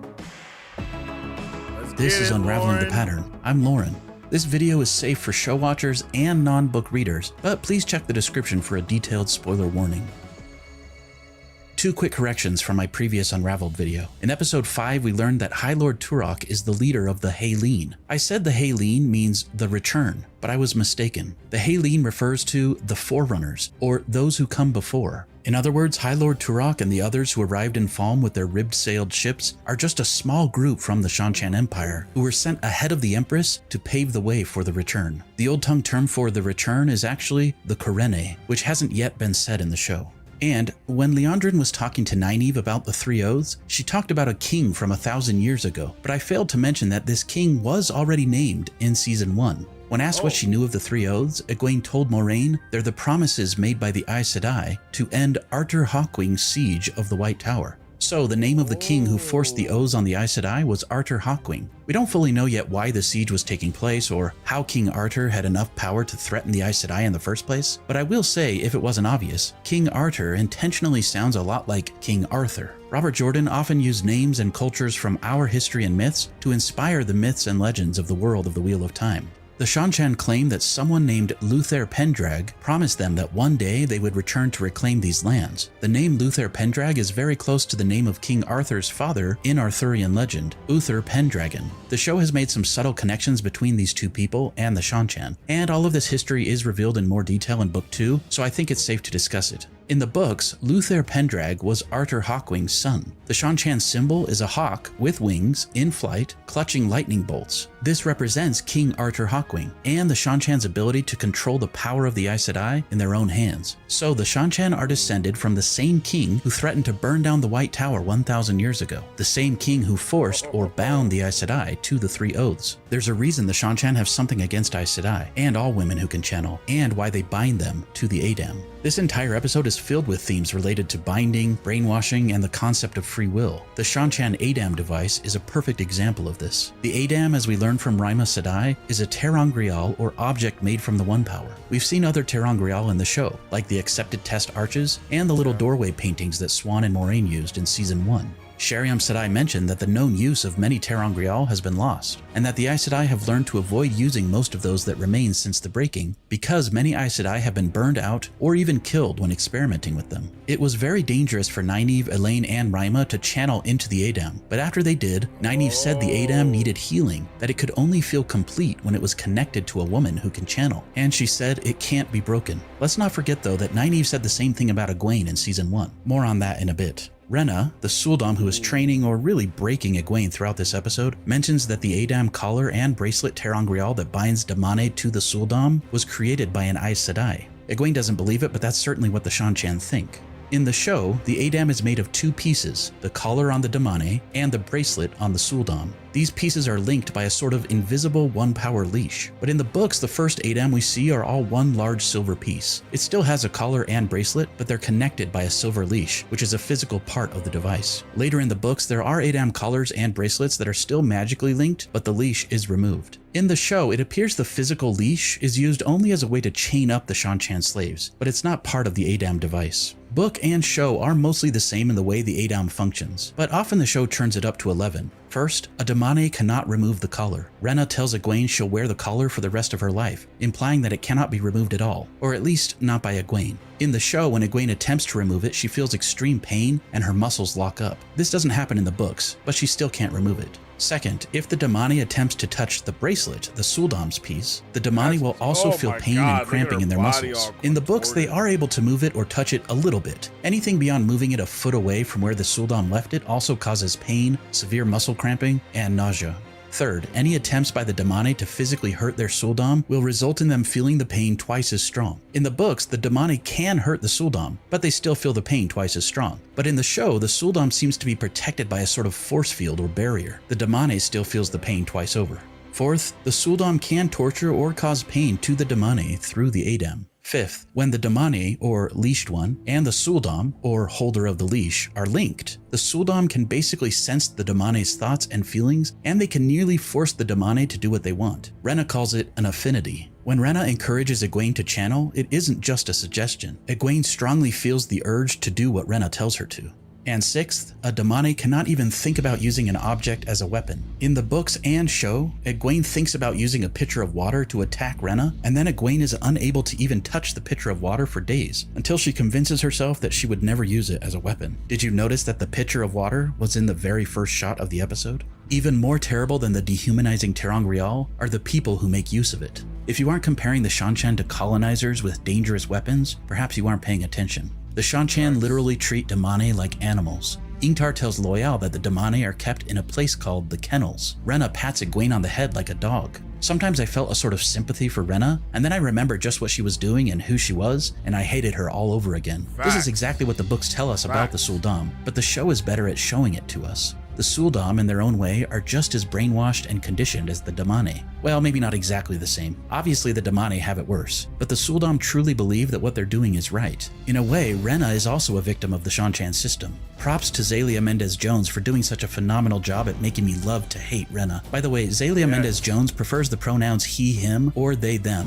But because he's playing a Sul'dam in the show, I'll refer to Rhenna, the character, as she. One last detail about Egwene's storyline before we move on. When they revealed Maigon, the sitter of the Blue Aja, who we first met in Season 1, did you notice that she had a bed and some other furniture in her room? I'm assuming these items were given to her as a sort of reward for being an obedient Damane. It'll be interesting to see if Egwene ends up getting some furniture in her room as the show progresses. Moving on, Loial and Ingtar were also taken as Dakovale, or Shan. Hold on, let's just take a break, okay? Obedient Damane. I honestly didn't notice that she had like the furniture and stuff in her room. That's actually pretty crazy. I do understand though they get rewarded for, you know, believing or for, you know, being obedient for what they've been doing.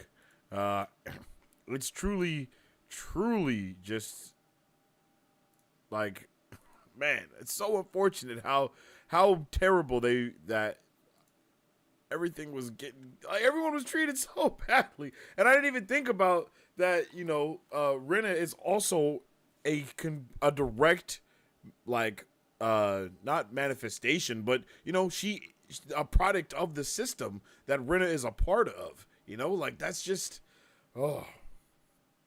It's like, because maybe that's why Rhenna does look so hurt at first, because maybe she really doesn't want to do it. I mean, I know that Lauren had mentioned in the last video that she didn't have the tattoos like some of the other Sul'dam had. And maybe that's because she's trying to even be different than what they are, or maybe she just hasn't earned them just yet. But it makes sense that she hasn't even been in she hasn't had the opportunity to be this person or to even see what it would be like. So this is her first time, just like it's Nynaeve's, Egwene's first time, excuse me. And that's pretty intense, yo. I definitely didn't expect that. I didn't even think about it again. But he's right. It did. Lauren's right. It did make me. Doesn't really matter. Still, it's like I still don't like Rhenna at all. But it's like, damn, you are a product of the system that you are brought up in and directly in relation to. So I still want to see Rhenna die, but at the same time, you know what I mean? Like, at the same time, I still would like to see a little bit more something from them. I don't know. And then it's like, what happens to the other Damane? Are they just directly connected to their Sul'dam so much that they are just going to keep rocking and they don't care about how they have been leashed and how they have been broken? Or will they rise up and try to fight back? Like, what, you know, sometimes once you get so deep within the, you know, the oppression, they end up protecting the oppressor. That's kind of, you know, what's known when it comes to these different things. And again, I never even noticed that I noticed that it started with the pitcher of water, but I didn't think about it again. So, and yeah, it was just very bad how like they were petting her in it as well. I was not a fan of that either. And just like, look how painful it is. Just so painful through each moment of just everything, every step of the way. Look how defeated, like, Just look how defeated she is in this moment. Bloodshot red eyes, the scars, and then you see, and you skip from here, boom, to here, and she's fine. You know what I mean? Not a scratch on her, because she's been listening. She's been following orders. She's been doing as she's told. Oh my God.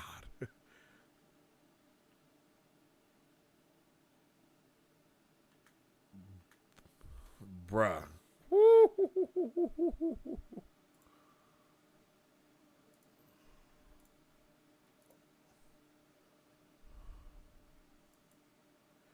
Man, yeah, super intense. I'm not gonna lie to you.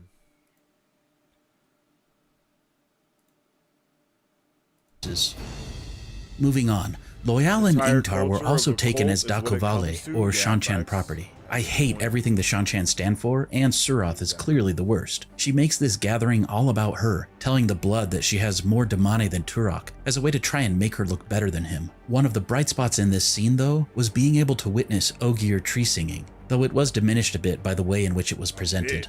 Suroth called Loyal a gardener, and later Ingtar called Loyal a builder. It was diminished incredibly much so. It broke my heart. Being able to witness Ogier tree singing, though it was diminished a bit by the way in which it was presented.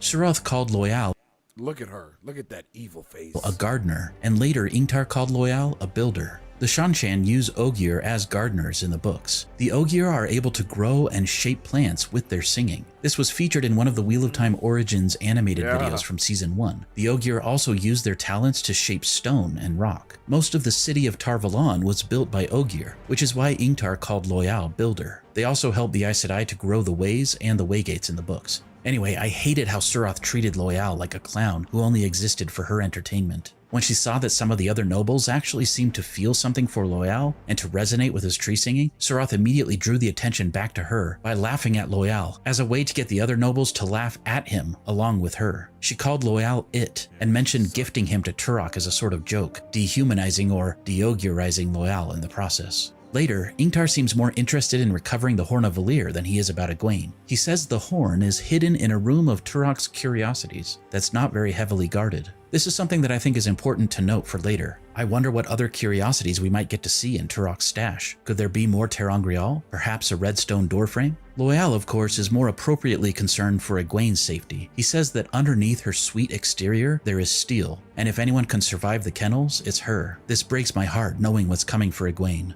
In Season 1, Nynaeve said something similar. She tells a story about Egwene's resilience, and then Nynaeve says, Egwene is many things, but above all else, she's unbreakable. Sadly, without getting too much into the details, Egwene was pretty much broken by the end of the episode. I don't want to dive too deep into the tactics that were used, but one thing that stood out to me is that Rena mentioned that Egwene finds comfort in the tree outside of her window, and yet one of the first things Rena makes Egwene do is to destroy the tree.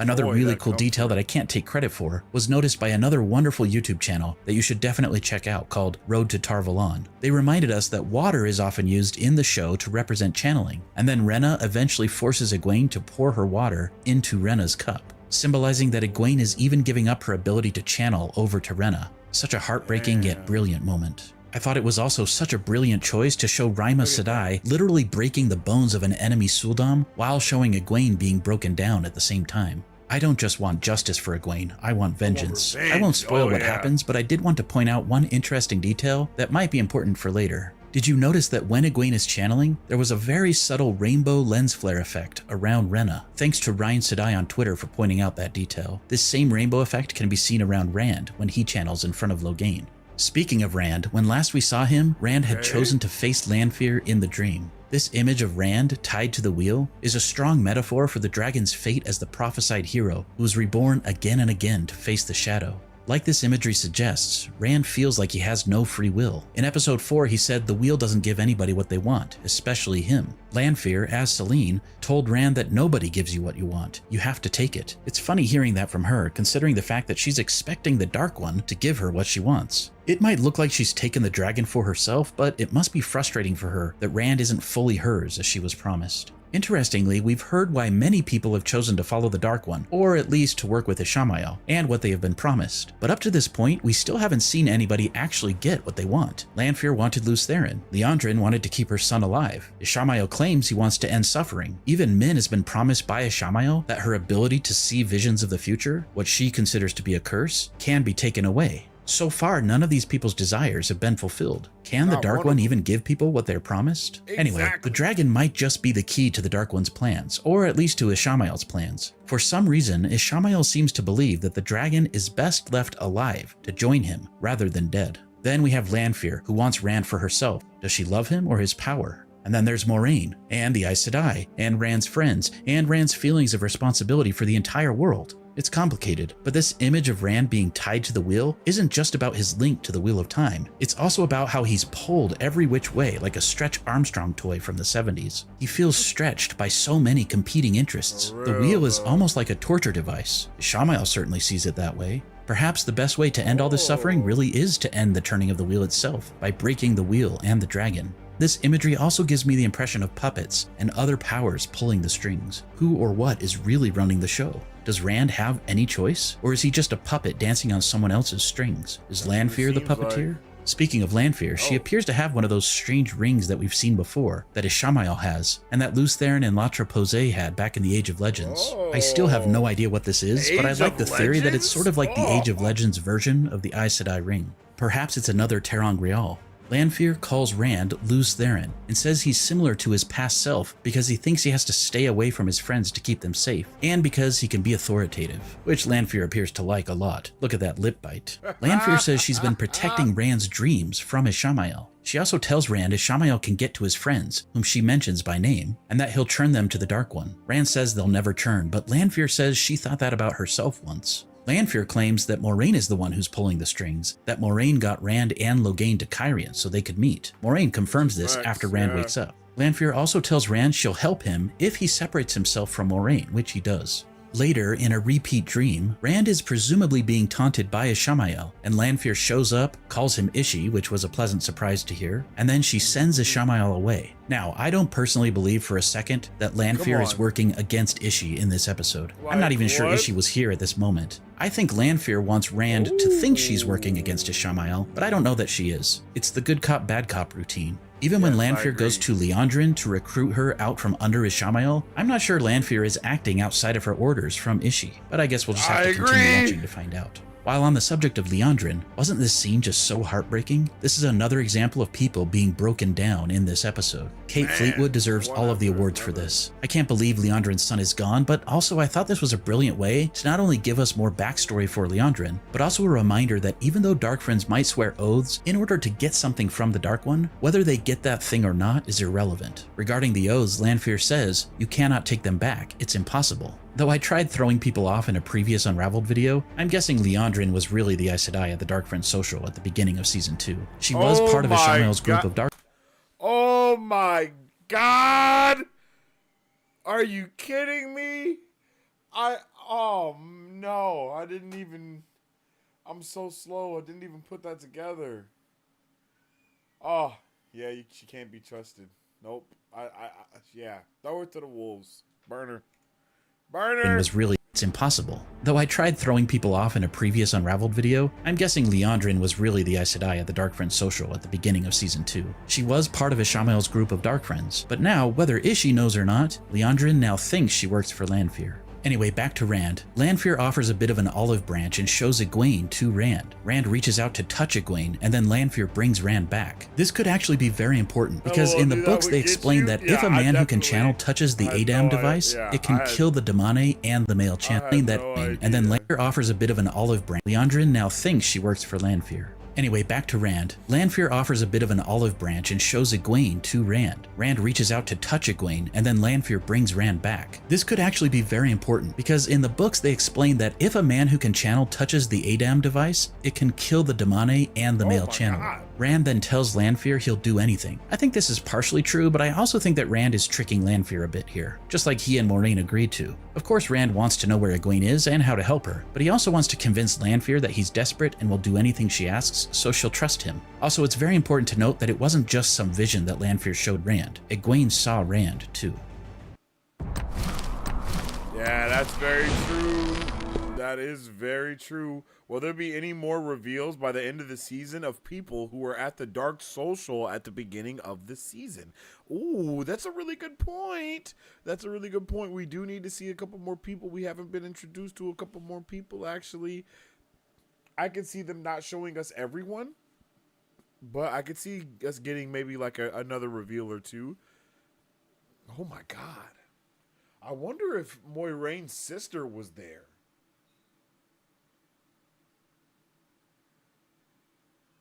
Who could she have been?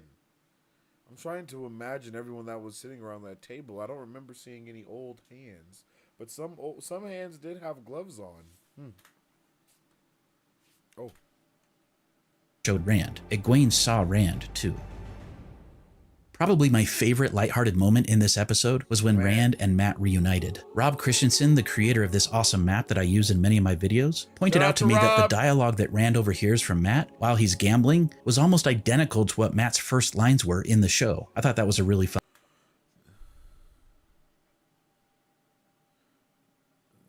that's dope.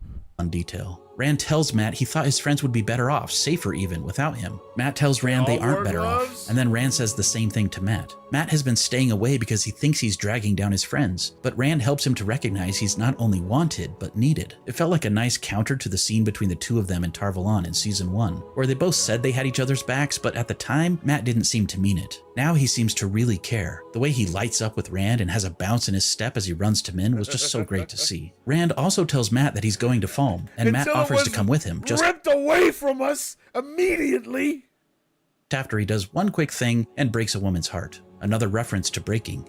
My favorite bit between these two characters is when Matt sort of half-mockingly cheers and says, "Dragon Reborn" to Rand. Something interesting I noticed between Matt and Min is that nobody told Min about Foam. Yes, Ishamael told her he wanted Matt and Rand together, but he didn't mention Foam. Still, she knew about it. It's another evidence that her ability to see the future isn't all bad. Min finally comes clean and tells Matt about her vision, where Matt will kill Rand. Matt, of course, thinks she set him up, which she did, but that doesn't make what she says any less true. The intriguing thing to me is that Ishamael also somehow knew about that vision, or seemed to. So this led me to wonder if maybe Min's visions can't all be trusted, because perhaps Ishii is messing with Min in some way. None of this happens in the books, so I'm legitimately unsure about this. In the books, Min's visions always come true 100% of the time, though not always in the way we expect. There have been some great theories about Matt killing Rand, but I feel like they're too spoilery to get into for now.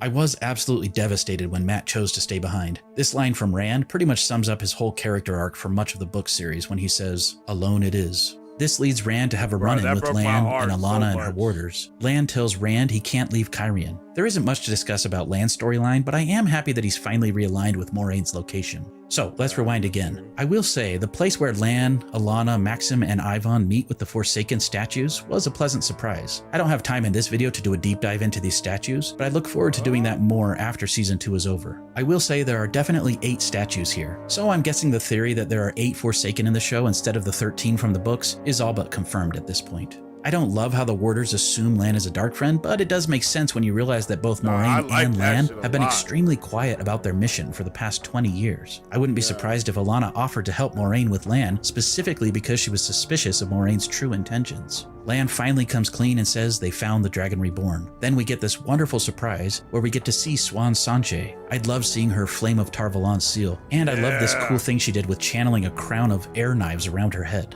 Some people were confused about how Siuan went so quickly from this place, with Lan, to Cairhien with the 14 Aes Sedai, most of which were last seen in Tar Valon. But it makes sense to me that she was probably almost back to Tar Valon from her trip to Caemlyn. I'm sure once she heard from Lan, she rushed back to the tower and left within a day. Tar Valon and Cairhien are relatively close. I imagine it only took a day or two from the time that Lan found the Amyrlin until they arrived in Cairhien. Could the fact that the Amyrlin is showing up in full regalia and she has summoned Moiraine mean that perhaps we'll finally learn what Min's vision meant from Season 1 when she told Moiraine that she saw the Amyrlin in full regalia and she would be Moraine's downfall? Anyway, I'm sure we'll see more of the Aes Sedai and Siuan in the next episode, but I wanted to point out one more detail about Siuan. In Season 1, we got a pretty Siuan in full regalia. Hold on. I see the Amyrlin seat and she's wearing full regalia and she's going to be your downfall. See, this is what I'm talking about, Lauren. This is what I'm talking about, Lauren. You be doing your thing. Oh my goodness. Shout out to Lauren. Holy shit. Even this right here with the map and letting us know, but what? I love the attention to detail, Lauren. Shout out to Could the fact that the Amerlin is showing up in full regalia and she has summoned Moiraine mean that perhaps we'll finally learn what Min's vision meant from season 1 when she told Moiraine that she saw the Amerlin in full regalia and she would be Moraine's downfall? Anyway, I'm sure we'll see more of the Aes Sedai and Swan in the next episode, but I wanted to point out one more detail about Swan. In season 1, we got a pretty clear look at Swan's chest tattoos. In these shots of her coming out of the carriage, her tattoos do not match. There's been some fan theorizing about this, including some speculation that perhaps this is not actually Swan, but someone else in disguise. I suppose that could be true, but I noticed in this other shot that suddenly her tattoo is more detailed and matches her tattoo from season 1. You can see these parts of the tattoo here in this shot, but they aren't visible in the same location on her skin in this shot. So I'm guessing this is just a continuity error. They probably thought they didn't need to apply the full thing for some of the wider shots. I do still like the imposter theory though, and I hope it's true. Oh, it's go interesting, time. yo. Attack these. See, this is why it's really important to pay attention to details when you're doing stuff like this, yo, because there's fans that are going to zoom in and see what the hell is going on. So you got to pay attention. You got to pay attention. Come on. We going frame by frame. Okay, let's talk a bit about Moiraine. First of all, how cute was Barthanes with his little sandwiches? Another fun, lighthearted bit. I'm glad that Moiraine finally humbled herself a bit and apologized and made up with Barthanes. But overall, I love the way that he just hugged her and she was like, "What the?" I loved that. I'm glad that Moiraine finally humbled herself a bit. So much. Look at that. Look at the surprise on her face when he just is like, he immediately accepts her. Like, I love that. She was like, "Oh my God, he's hugging me," and it just really, I think it really hits home how much there's a lack of just affection and just being able to feel comforted by anyone in this job that they do. You know what I mean? Like, that's,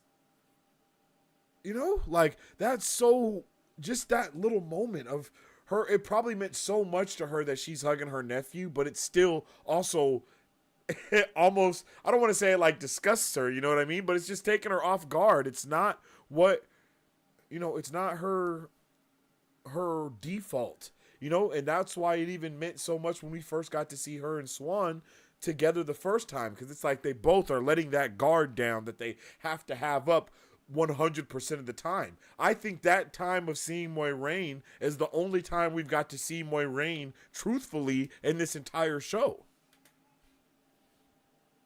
But overall, Maureen's storyline this episode was tough for me. She's really becoming an unlikable person in some ways. Let's rewind again. Moiraine is trying to communicate to Swan in a letter that she's been stilled. When I first saw that, I was shocked. We've been speculating for months, years even, whether Moiraine was stilled or just shielded at the end of season 1. And suddenly she just came out and said it in her letter? Aes Sedai can't lie in letters any more than they can lie out loud. But then I remembered Aes Sedai can lie if they think they're telling the truth. I'm still convinced that Moiraine only thinks she's stilled, when in reality I think she'll learn she was shielded and that it was tied off by a Shamael. Perhaps Rand will see the weaves and finally be able to help her recover her power. I still love the theory that Swan is good with untying knots and she'll help Moiraine in some way. Anyway, I couldn't help but dislike Moiraine at this point when she refused to tell Envers anything she's been going through. That said, I have a theory that in the show, Moiraine might have sworn an actual oath not to divulge her secret about the Dragon Reborn to most people. I think only a very small handful of people knew about the prophecy she overheard when she was younger.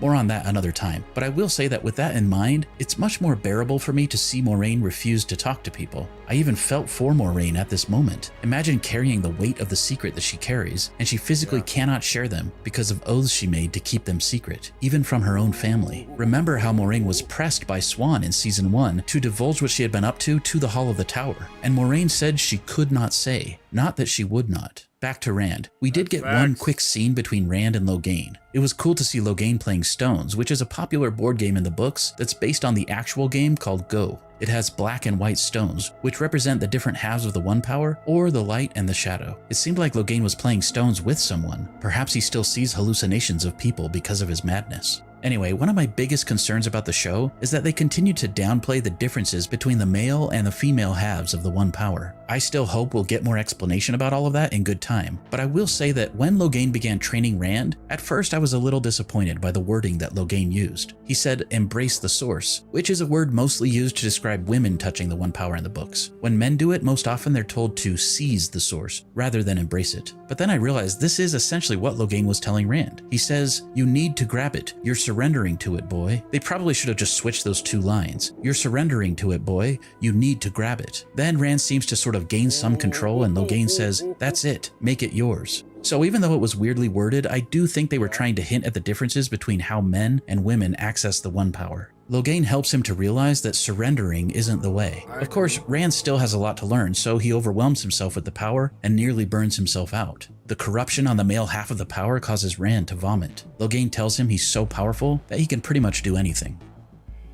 Last but not least, I did not expect to fall in love with Rima Sedai of the Yellow Aja, but her storyline was by far my favorite part of the episode. We could talk about so many things, like how Nynaeve removed her colored cuffs from her accepted dress, or the fact that Rima mentioned great beasts when talking about the Shanchan, or how Rima had all these herbs hanging in her house in Falm and she recognized that Nynaeve was a wisdom, or how Rima finally helped Nynaeve to understand embracing the One Power by comparing it to taking care of her patients. But really, the most Literally, I loved that moment too because it showed that Rima understood her in a whole other way. Literally, so many other people came through and tried to teach Nynaeve, but it just did not work. It just did not work ever. You know what I mean? It just never happened the way that they wanted it to happen.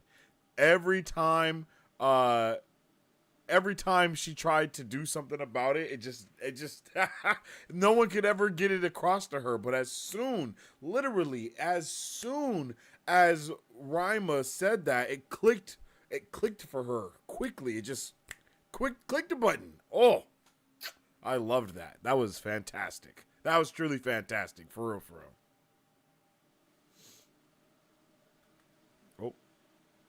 the storyline were Rima's relationship with her warder, Basan, and the way she taught us what a true Aes Sedai should be. Did you notice how Rima and Basan had to put themselves in harm's way before they could fight, just as the three oaths require? And how cool was it to see her use the One Power in a more clinical way? Her knowledge of human anatomy as a healer gave her insight into channeling more specific weaves that burned this Suldam's flesh and broke this Suldam's bones. And their Damani were hurt twice as bad.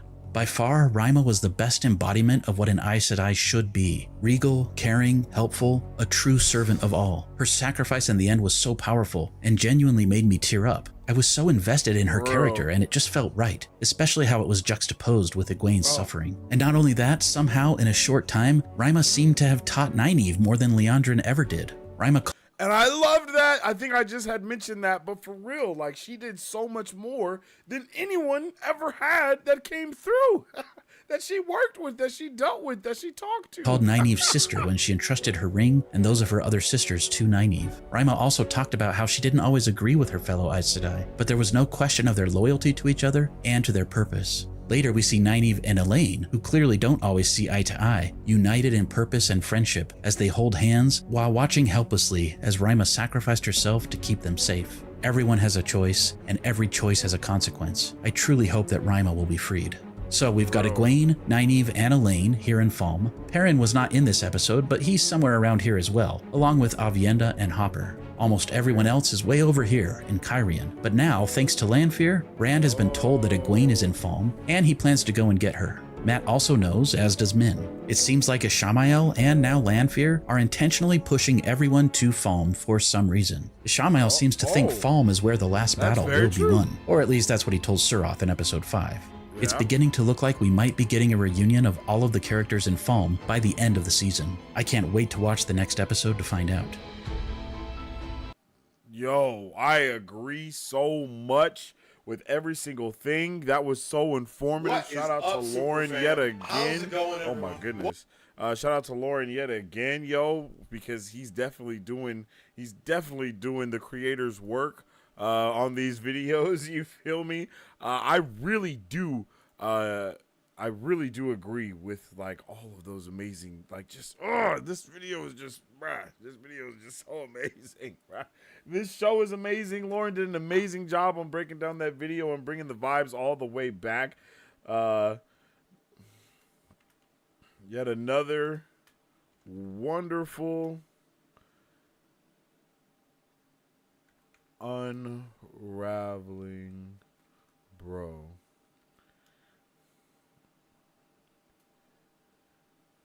I can't wait for the finale.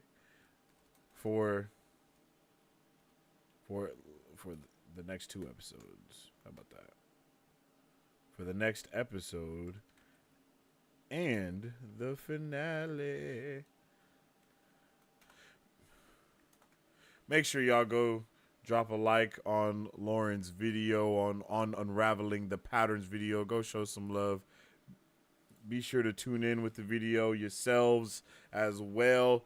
If you haven't already, the link is in the chat. Make sure y'all go check out that Wheel of Time Season 2 Episode 6 Explained, getting unraveled by Lauren over there. Definitely a W video, yo. Definitely a W video. Yet another W video, I should say. I haven't been able to watch some of his other videos because I know that he said that they're spoilery, so I can't watch any of the spoilery stuff, but I try to still like it and comment on it just to show some support. So make sure y'all go through and show some love if you haven't already shown that love to the good buddy Lauren over there, because he definitely did an amazing job with those videos. Man. And now I understand why the last one he did was so lighthearted and funny, because he knew that we were about to get traumatized. So he was like, "Yeah, let's just let's not be all doomy and gloomy yet. Let's just let's have at least some good vibes going on before we get into the doom gloom." Oh my goodness. Welcome to the Wheel of Trauma. Legitimately the Wheel of Trauma. There's nothing better that I can say about that. We kind of get overboard in the fandom. It's okay. We kind of get too overboard. Okay. It's no problem, yo. It's no problem. I love that though, because when you're passionate about something, you find out more about it. You get deeper in it. There's a great side by side of this shot with the shot of Nynaeve's big moment in season 1, episode 4. Oh, gave Nynaeve some good character development too. Okay. She showed 9 what a good Aes Sedai could be. It was needed. Yes, it was so needed. It was definitely needed because no one else was able to, no one else was able to bridge those gaps that she had. And it was very unfortunate that we weren't able to, see anyone do that. And Leandrin is definitely so much more like, oh, no, I could teach you how to do it. And to be completely honest, the way that I feel like she was teaching Nynaeve how to channel is more on par with, you know what I mean? Like more on par with maybe what it sounded like Lauren was saying about wielding, about how the male half of the one power is supposed to be channeled. He says you're supposed to grab it. You're supposed to be a little bit more forceful with it. You know what I mean? Because that's what Logain was saying. It was just it was out of order. So it seems like she's kind of giving Nynaeve like ways to wield dark magic almost or something, or trying to get her in the dark side. I don't know. Lauren is the king. Yeah, definitely. Lauren is such an awesome guy. He really is. Definitely appreciative of him showing love and stuff like that as well. So I hope everybody is showing love to him because he deserves it. Great show tonight. I have to head out. All righty, Lee. Have a good one. We definitely appreciate you being here with us tonight. I hope you have a good rest of your night, and I hope we see you tomorrow for our watch party and review of episode 7 of Wheel of Time. You have a good one and a good night. Let's see. Yeah, I don't think I have a goodbye or nothing like that. Oh, sorry. I thought I had something for you.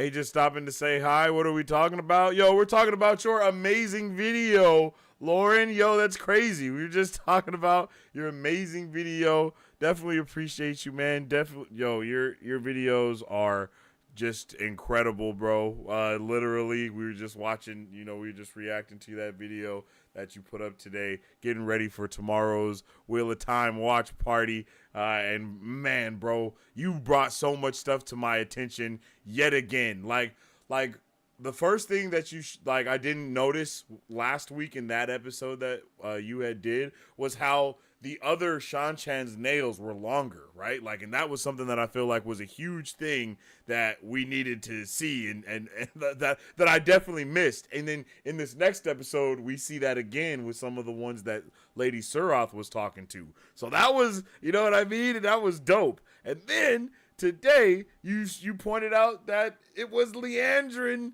in the beginning talking with Ishmael. I was like, oh shit, it was. I didn't even notice. So yeah, man. I love how non-spoilery the things are for me to be able to catch up on all the things that I miss and know that, and because obviously you've been a fan for a while, man. You obviously been a fan for a while because you going through this in depth. So it's pretty dope to see just all that love that you put into your videos. It's definitely dope to see. Big W's in the chat for Lauren. Yeah, we were just talking about you. Yeah, good timing for sure. Definitely the king over here. Hope you're having a good day as well. Yo, what's up with the Charisse? How you doing? Hello there. Welcome back. Welcome back and welcome to everyone.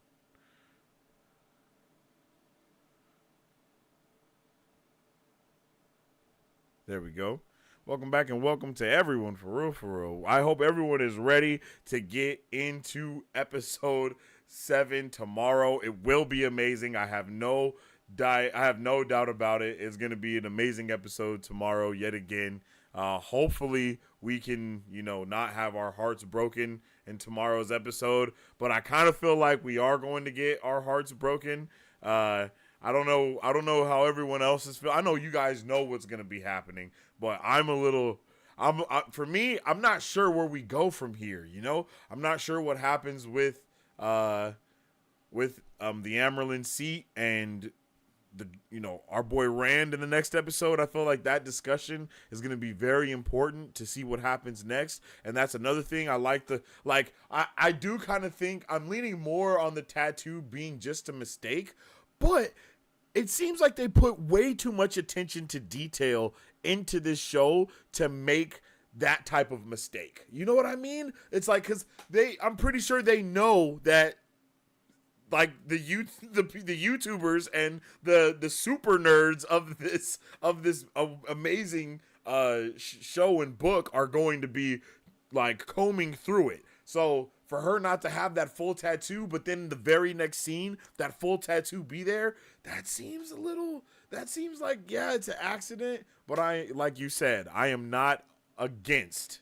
I am 100% not against figuring out that she might be someone else. So some W theories coming through from that. I like that a lot. What a pleasant surprise. Yo, it's always a vibey time to check out your videos. You know what I mean? I'm definitely gonna watch the last 2 that you have now. I gotta watch for episode 5 and then episode 6 before we do the watch party tomorrow, starting at 4 for 5. Yeah. Starting at 4 for 5. I am super excited to get into that. I'm so glad my vids are helpful. They're super helpful, for real. I wish I could watch more of them, but not being a book reader, whenever you're like, yo, this is spoilery, I just drop a like and then I gotta head out. You know what I mean? I drop a like and then I gotta run away. But I'm definitely gonna drop a like on the video to show some support, though. I'm insanely hyped for tomorrow. Yo, tomorrow is going to be... I don't even know what we're going to get into. For all we know, we can load up tomorrow and the episode be an hour and 10 minutes long. you know, or it could be 45 minutes of just pure heartbreaking sadness, madness, let it yet again. I know someone else brought it up in the chat, but if we have to see Rima go through the process, or at least, or if we like tune in with her every once in a while and see her kind of going through that breaking process, oh man, that'll be heartbreaking. I don't know if I could deal with that. It was already too much having to see Megan, like she was already there, and like you pointed out as well, Lauren, seeing that she has furniture means she has been listening, so that means she's went through it tough, and she was fine and all perfect, not beat up or nothing, so she been listening well. Episode 7, mind blown. So you've seen episode 7 already? Have you seen the whole show already? Or are you just getting the episodes early? Like, because I think I've seen you say a couple things like, yo, next episode's about to be crazy. Are you getting it like a couple days earlier? What's going on? I'm trying to get like you when I grow up. We see everything. Yeah, y'all see everything and more. Like, y'all see everything and read into it. But I like that. Everyone is Landfear. I was late to this stream because I spent an hour brainstorming about what might happen in tomorrow's episode with my fellow book reader brother. Ooh, that's awesome, Patrick. Anything that y'all came up with? Anything that y'all came up with that isn't too spoilery for me to hear about? Not a book reader yet. Yeah, that's right, Matt. That's right. We are going to be checking out. We're going to be doing a book club for Wheel of Time after this season is complete. And we're going to give it a little bit of time as well. And then we'll start reading Wheel of Time with book 1, probably 4 or 5 chapters a week type of thing. And then talk about it for our Wheelie Wednesdays after, once we get a little bit out from that show. Because after Wheel of Time, there's still a whole bunch of other watch parties that are going to be going on here on the channel and stuff as well. And I'm excited for all of it. Haven't seen episode 8. Okay. Haven't seen episode 8. Okay. That's dope. That's dope that you've seen episode 7 though. I'm definitely interested. Okay, let me think of a question. If you could use one word for episode 7, what word would it be to describe it? What would just one word? Because for me, episode 6, my one word would be heartbreaking or helpless or hopeless or void. You know what I mean? What an Aes Sedai answer. That's very true. That is super true because he definitely didn't answer the question yes or no, but he was just like, hey, I haven't seen episode 8. Oh, all right. You're gonna leave that open for you feel me, for us to figure out, huh? Elace, what's up with the Lauren? You have to work your magic to see if Sensei can be a guest on the Dusty Wheel. Yo, I know the Dusty Wheel is amazing. I try to tune into the Dusty Wheel. They always do super long streams. I saw that. It took me by surprise who their guests were today. Like when I looked at them being live, I was already live. And then I went to the Dusty Wheel and I was just like, oh, all right, for sure. Let's go. But I wish I could definitely tune in with them more, but I feel like I do. I feel like my stream and their stream is definitely like at the same time, so I'm happy for any of you guys that come through and show love. And the Dusty Wheel is amazing. What was it for? The episode that I couldn't watch, do a watch party for here live, I watched them because they were doing their watch party and they had like a full-blown theater going on, and that was crazy. You know what I mean? That was crazy. I was not ready for that. That just threw me off for sure. So I was like, oh, this is amazing. But I know that at the Dusty Wheel, I'm pretty sure they've interviewed like Brandon Sanderson and stuff like that. So I don't once again, I only know about the Dusty Wheel because of you guys. The same reason why I know about Unraveling the Pattern, and the same reason why I know about everything is because you awesome Wheel of Times fans always showing love And you know, to all the YouTubers out here that are doing work to talk about the show and just nerd out about the show. You guys are literally one of the best fan bases ever. Unexpected? Oh, unexpected is a dope. Okay, I dig that. Okay, I'm all in then. I'm all in. I'm hype. EDN at N. Yeah, EDN rocks. Okay, see, y'all know about everything. See, that's what I'm talking about. Y'all know about all of this stuff. That's super dope. And I definitely want to know, I want to know about them more too. I want to know about so now they got to go on my list. There was someone else that you guys told me about today. Who was it? Oh, Manic Meeks, and then EDN.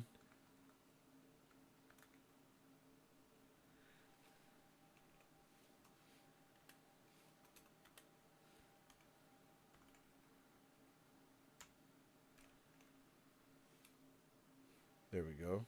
All right. Sorry, I just had to take note. I'm trying to get in all of the stuff so I can stay up to date with the things, even though I know most of everyone else are book readers, and that's another reason why I can't watch a lot of the Dusty Wheel, is because it's like super spoilery.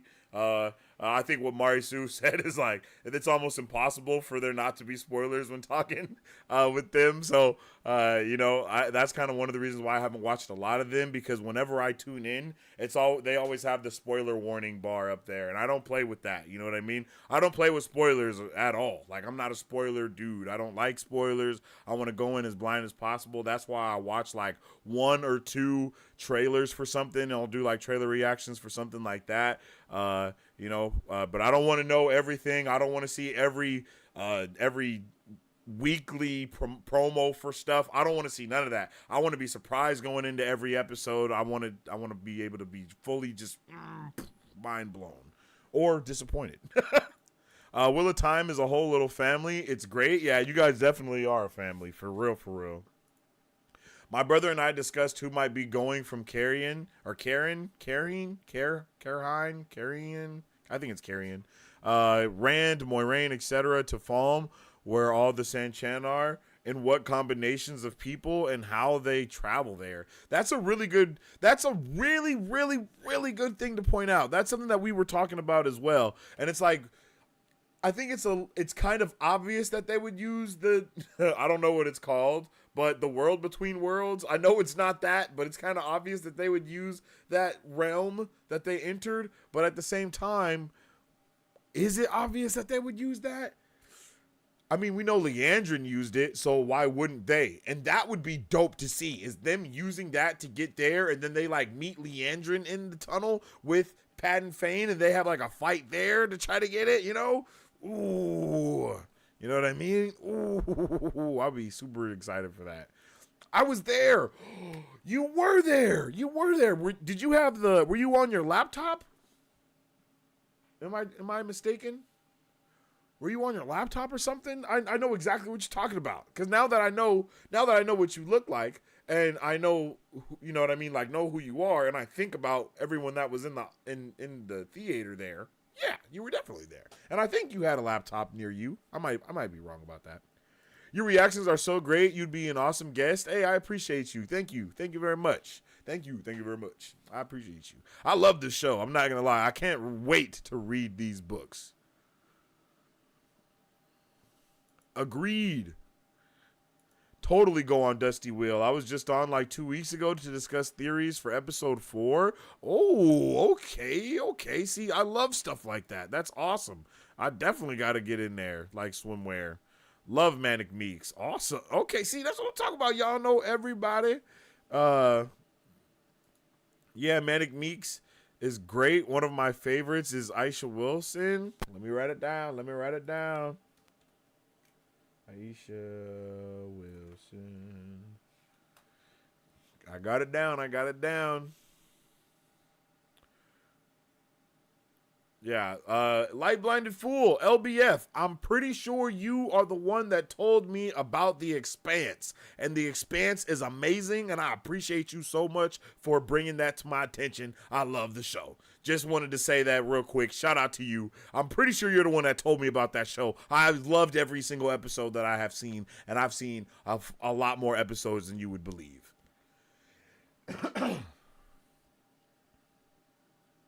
One person in EDN has read the first book only, like you're planning to. Oh, okay, nice. That's awesome. It would be dope if we could do like a full-blown group book club thing. You know what I mean? That would be awesome. I don't know how that would be possible, but that would be dope to do.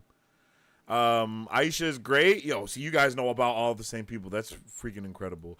You should be fine to read the first 2 books after season 2, but once you get that taste, I'm gonna be addicted. Yeah, I understand. I am addicted now.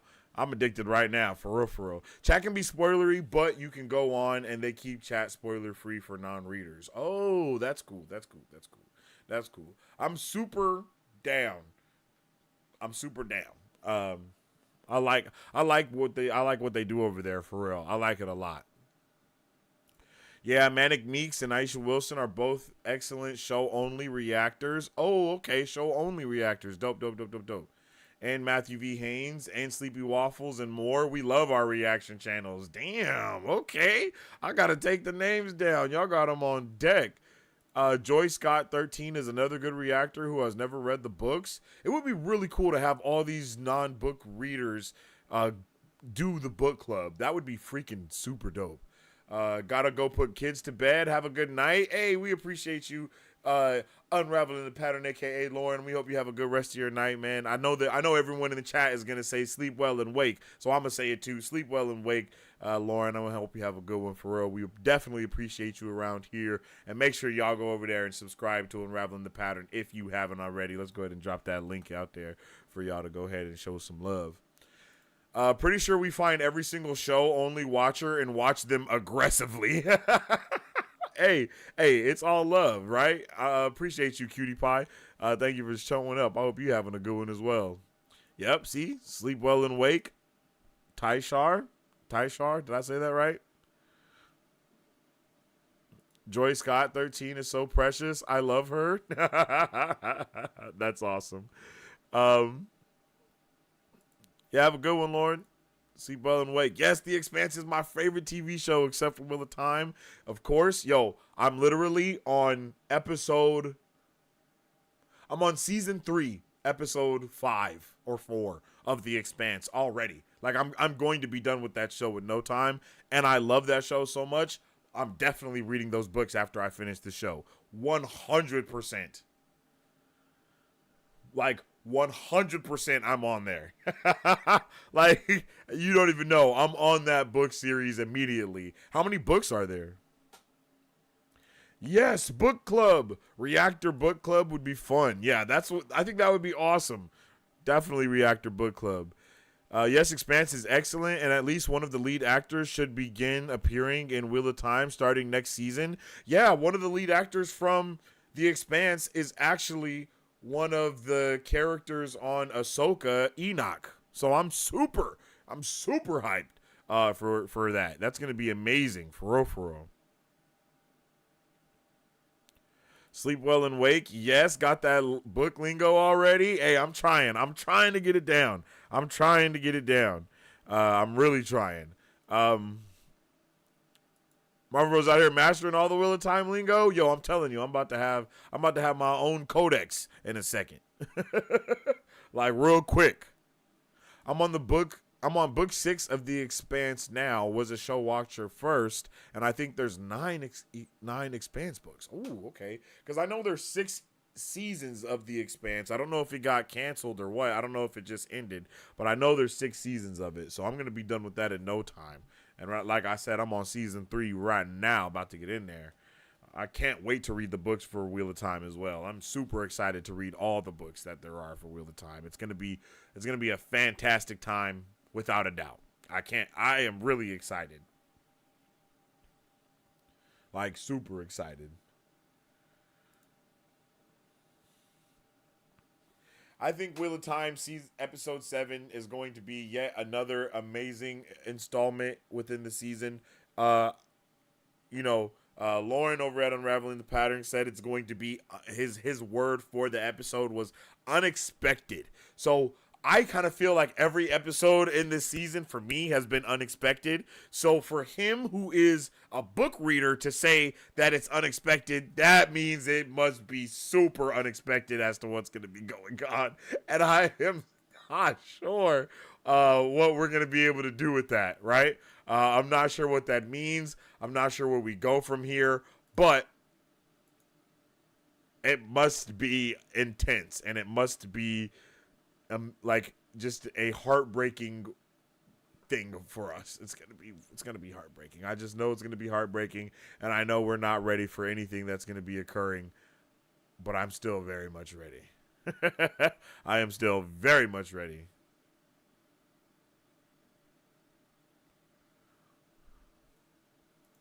The actress who plays Chris Jin Avasarala in The Expanse is confirmed for Wheel of Time. Okay. That's awesome. I wonder who she's going to be. That's dope. I can't think of his name. Man, I can't think of his name. It's so unfortunate. What is his name? Muscle guy, my muscle man friend on The Expanse.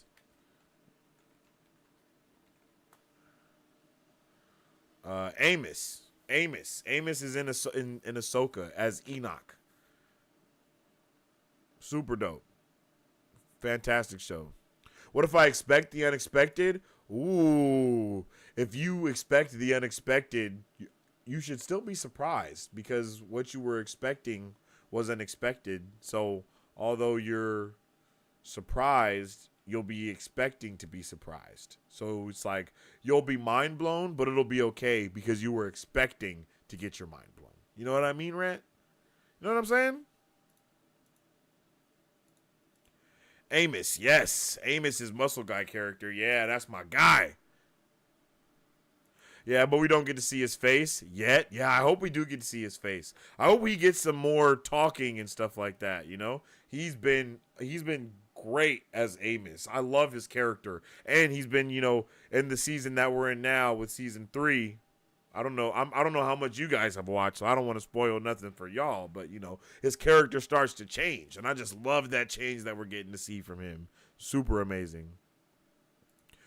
Wes Chatham plays Amos. Yes, he's amazing. It's crazy that I'm watching, LBF, you tell me to watch The Expanse. I start watching it, and then the next week I find out that Amos is in Ahsoka. Like, what are the odds of that? You know what I mean? The wheel weaves as the wheel wills. You dig?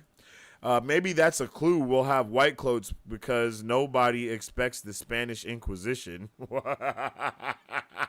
Yo, come on, yo. Hey, we might. Who knows? Who knows what could happen next? It could be so many different things. I don't even know. I don't even know what's gonna happen next. I really hope. I mean, once again, circling back to Unraveling the Patterns video. Hold on, let me bring it back up, because there's a specific point that I really that I'm trying to talk about right now. I think it was actually towards the end a little more, like right here. Oh, a little bit farther.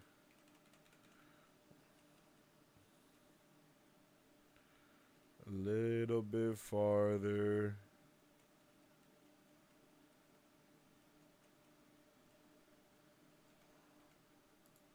Bam. All right, so we know because of Lauren, I know that Perrin is near them. Okay, I was not aware of that. All right, but now that I do know that, 100% our boy Perrin and Avienda are about to come through and join this amazing battle that we're going to see. So for that. I am so for that. So I hope we get to start the next episode with Perrin getting into Falm a little bit more because he's trying to save his people. Because he's definitely trying to save Loyal and Ingot. Is that was that his name? Ingley, Inglot, something like that. I can't think of what his name was, but him. You know, he's definitely trying to get them over here. He's gonna want them to come over here as well. He's gonna want to come over here as well to save his boys. And then if he runs into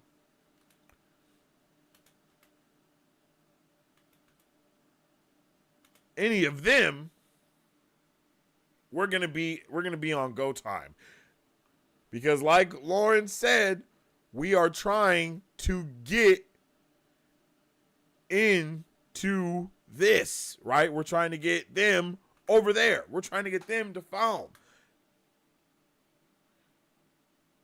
We're trying to get them to Falm, 100%. So, once they get there, I'm more intended to believe that we're going to have the Carrion group meet up with Perrin before we get fully in to there. You know what I'm saying? If we're doing Mel Brooks, hope for the best, expect the worst. Facts. Spaceballs, the flamethrower. Yo, I love Spaceballs. In other words, yeah, I bet we see White Cloaks in the next episode. That would make a lot of sense. Ingtar. Ignore this Sensei. Okay, I'm gonna ignore it. Maybe Frau Blucher will show up in Falm and Wheel of Time. Nay. Rand turns into a literal dragon and flies everyone there. Now that would be unexpected. Wearing prosthetics is crazy. So how do we get back to Falm? Do we use the ways?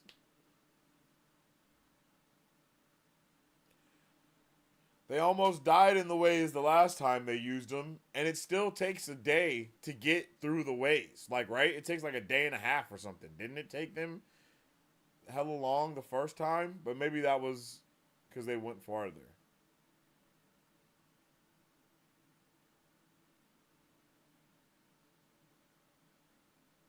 But I think the ways would be guarded at this point. I don't think they would just be open. Rafe was as mean with that. My guess is they'll somehow have two different modes of transport to get them there if they're all going. Waygate, there you are. That's what it's called, not the ways. The Waygate. That's kind of what I'm thinking. Like, can we go through the Waygate? Because the last time we went through the Waygate, we almost died. And I'm pretty sure Patton Fane is going through the Waygate as well as the other people. So, I don't know if we can get there just that quick. You know? Do we? It's so sketchy. Well, they can't travel by road to Falm because all roads lead to Tarvalon. I like that. I like that. That's true. They do. I having a flicker of an idea. Yeah, I'm sorry. I think that was supposed to go right over my head, and it did. Waygate is the gate that lets you enter the ways, so you're right on both counts. Oh, okay. All right. I thought I made up the ways. I thought I was tripping. I was like, no, it's not the ways. I'm tripping. I keep thinking about the world between worlds as well, so I forget that. I keep forgetting that the ways are super dangerous. Lanfear also told Rand in the last episode that you can use Telerand Riyadh to travel. Oh, that's right, because we found out, because we know that Rand was really there with, or not, maybe they weren't really there, but, you know, Rand was there with Egwene. They saw each other. He almost touched her. She definitely lost her mind. You know, so I guess we can teleport if Lanfear is rocking like that.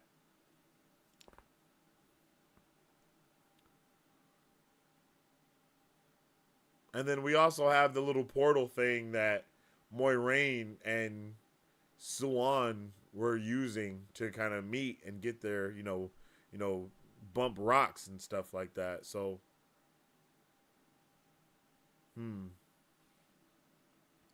I just now realized it's called Waygate because it brings you to the ways. Come on, G. Come on, Rant. What's going on? Yo, that might be a little too advanced for them, but who knows? The only thing that I could see happening is that Rand convinces Lanfear to take him over there, but I don't know. And then maybe we have Moiraine and like someone else go through the Waygate to get there. And because really we don't need everyone to get there, right? But we know that Leandrin can get there dumbass fast because she just did it. Leandrin just got back from using the Waygate to go there. Like, she just did that. So she may try to stop them because we know that she's going to be aware that everyone is already curious of her when it comes to the brown Aja that is with her now. Please help me with the brown Aja's name, chat. But so brown Aja, she is definitely, all of the brown Aja are now knee deep in being inquisitive about what the hell is going on right now. So it's very possible that once we have Rand there, Moiraine, all of these other people start gathering together, it's very possible that we get Leandrin outed in this next episode as well, and she may possibly try to take a couple people out and maybe even runs into the ways, and maybe they have to chase her through the ways, and that makes them go to Falm. Oh, now we're cooking with Crisco.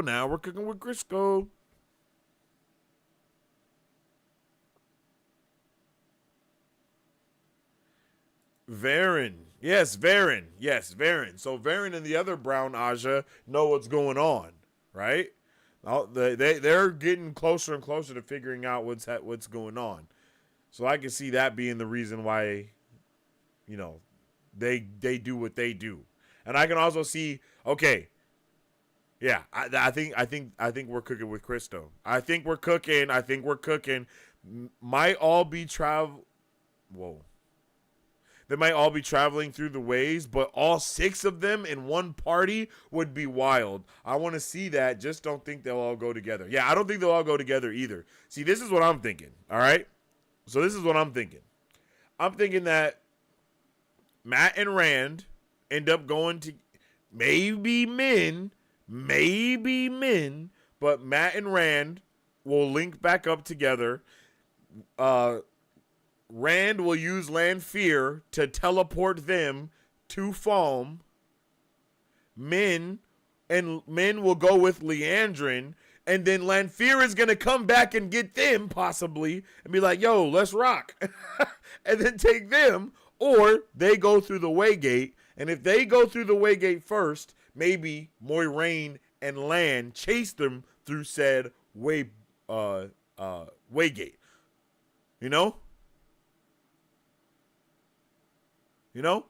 Because it's very possible that Varen and the other brown Aja out her as being a black Aja. They're like, yo, the black Aja exists, so we got to get them out of here. We like, and then in that stuff going on, boom.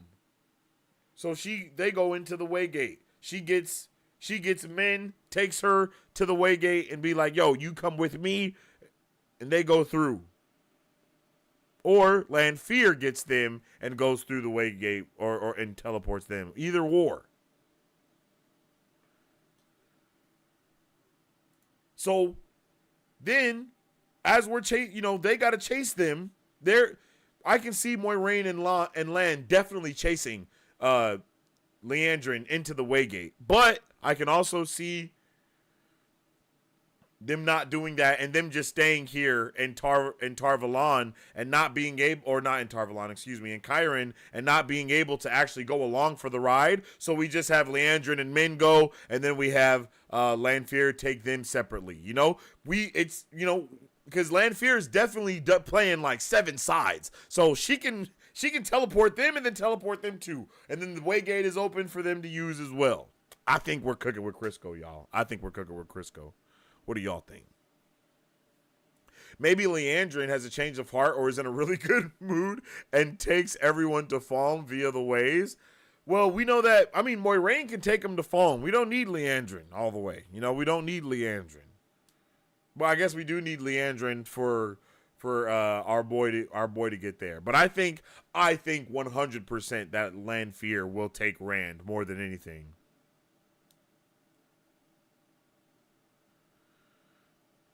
That's a great point. It does certainly seem like the Black Aja stuff will come to a head this season. It does. It does seem like that's like, at least with Leandrin getting outed as being it. You know, maybe not. I don't know if she's the only Black Aja. There might even be multiple. It might be a whole sect of Black Aja, and she's just like one of the head ones that's there. I would really like something like that to go on as well. Rand can't go with Moiraine. Stupid deal with Lanfear. Oh shit, yeah, that's right. So there's no way that they could go together. But he can get Lanfear to take him because Lanfear wants him to do all the stuff. You know what I mean? So he could definitely hitch a ride there with her and then leave everyone else to go through the ways. Even if Moiraine, okay, we could even get Moiraine to hem up Leandrin and make her take her through the ways to where they need to go. You know what I mean? And then Min either hitches a ride with them as well or something, you know? Because Moiraine don't be playing. I don't know if she can hold her own against Leandrin, but I think she can. Oh, shit, Moiraine can't channel anymore. She'd be dead. Perhaps they'll be afraid of encountering Machin Shin in the ways and won't use it. Maybe Rand or Moiraine will come up with another method somehow. Moiraine will have no choice but to come up with another method, right? Because she can't be around Rand unless Rand like begs Lanfear to get away, like to stop that deal or something like that, right? To break that deal. Honestly, this theory might be better than the ones my brother and I came up with. Hey man, theory cooking is what we do. Very possible. A little bit of come with me if you want to live. Yes, exactly. Ooh, I really like the idea of Leandrin taking Min, Matt, and Rand through the Waygate and Moiraine and Lan chasing them. Right? Wouldn't that be dope?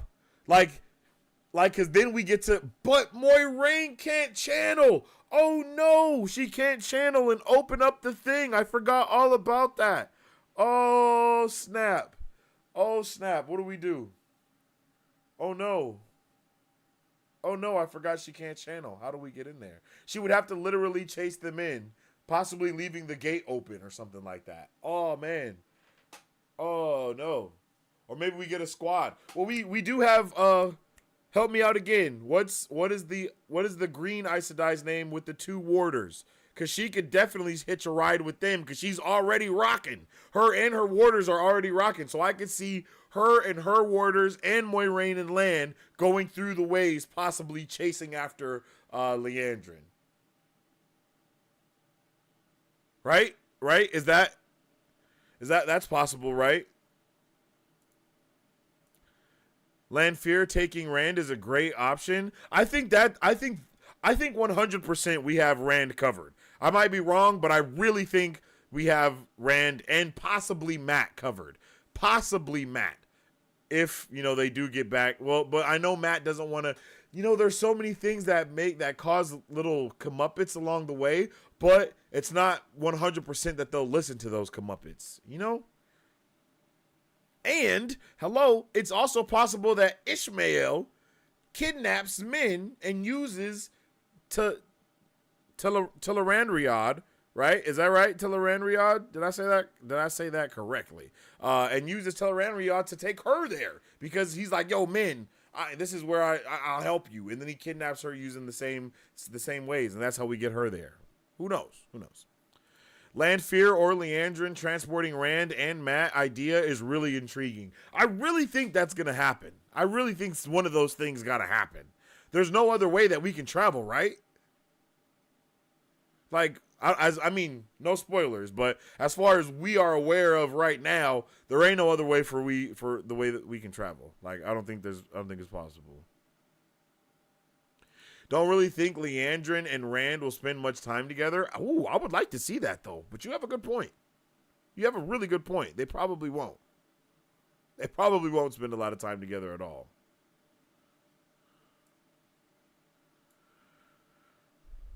But that's all the more reason for Matt and Min to be with Leandrin. And, you know, Lanfear is about to be knowing all the stuff that's going on because Leandrin's working for her now. Moiraine would take the ways, especially since she thinks she's stilled. Black Wind, not as much of a threat. Oh, so she just needs someone, but then she would need someone to open it on the other side. So she would still need to have someone channeling with her. Unless there's a way, unless there's a way to open the Waygate without channeling, which I don't know if there is. And I don't think there would be. Oh no, maybe Moiraine gets her power back or Varen goes with them. Yeah, that's very possible. Well, Fane got in and out without channeling. Ooh, hold on, we're cooking with Crisco again. Hold on, we're cooking with Crisco again. Oh shit, Okay, all right, okay. This is what I'm thinking.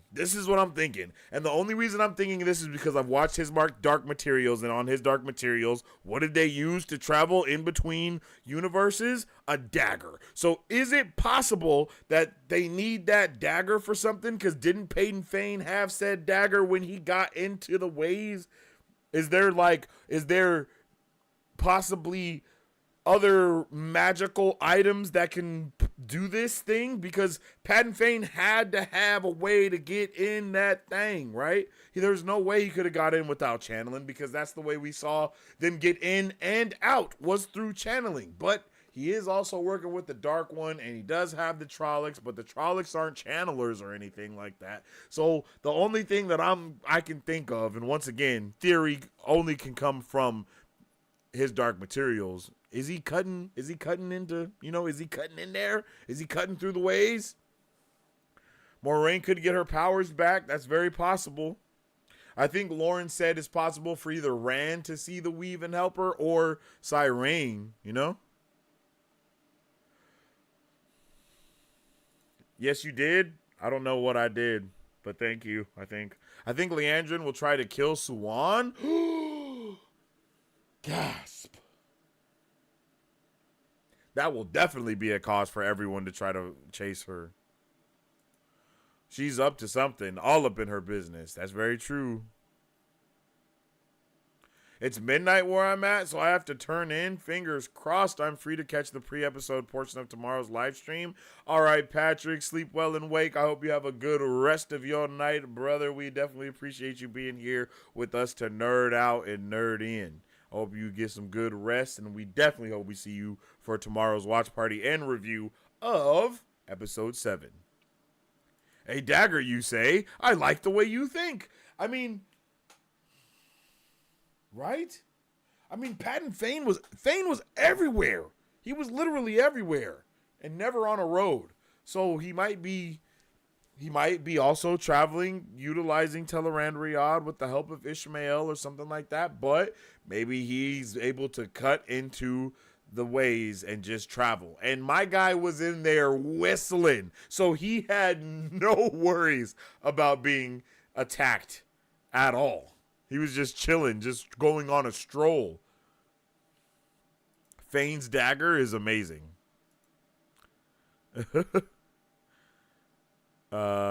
Yeah. I think we might be cooking with Crisco. We definitely got a lot to see. But I don't know. Like I said, you know, I can only come up with that dagger theory because of his dark materials. So I don't know if his dark materials got that from Wheel of Time, because as I'm coming to find out, almost everything that I have watched that I appreciate a lot, his dark materials, you know, is, I haven't seen any references like that from this to that show yet. So I would like that though, you know, if they use it in some ways like that. But I don't know if it does that. You know, I don't know nothing about the dagger. But the dagger is the only thing that I can think of that Fane has that could maybe allow him to do something like that, because it seems like there is a lot of magical essence around that dagger.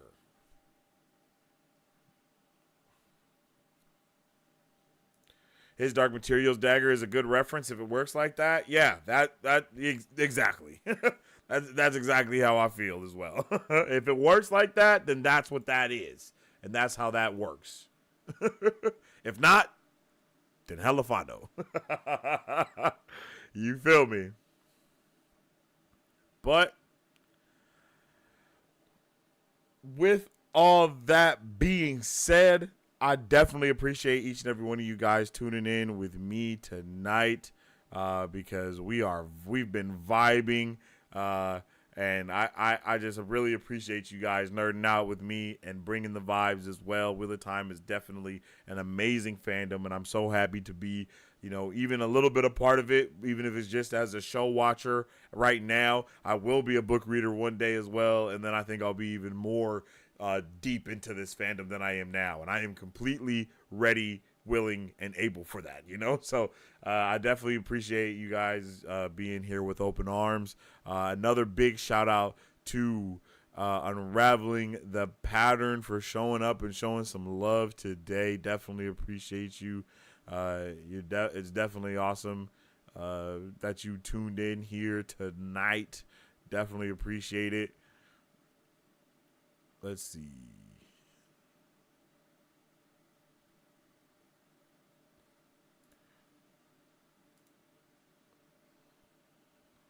Definitely appreciate you for tuning in, bringing those vibes. Definitely appreciate everybody for tuning in as well. I know my streams counteract the Dusty Wheels streams as well, so I appreciate anyone that's still coming by and showing me, a non-book reader some love.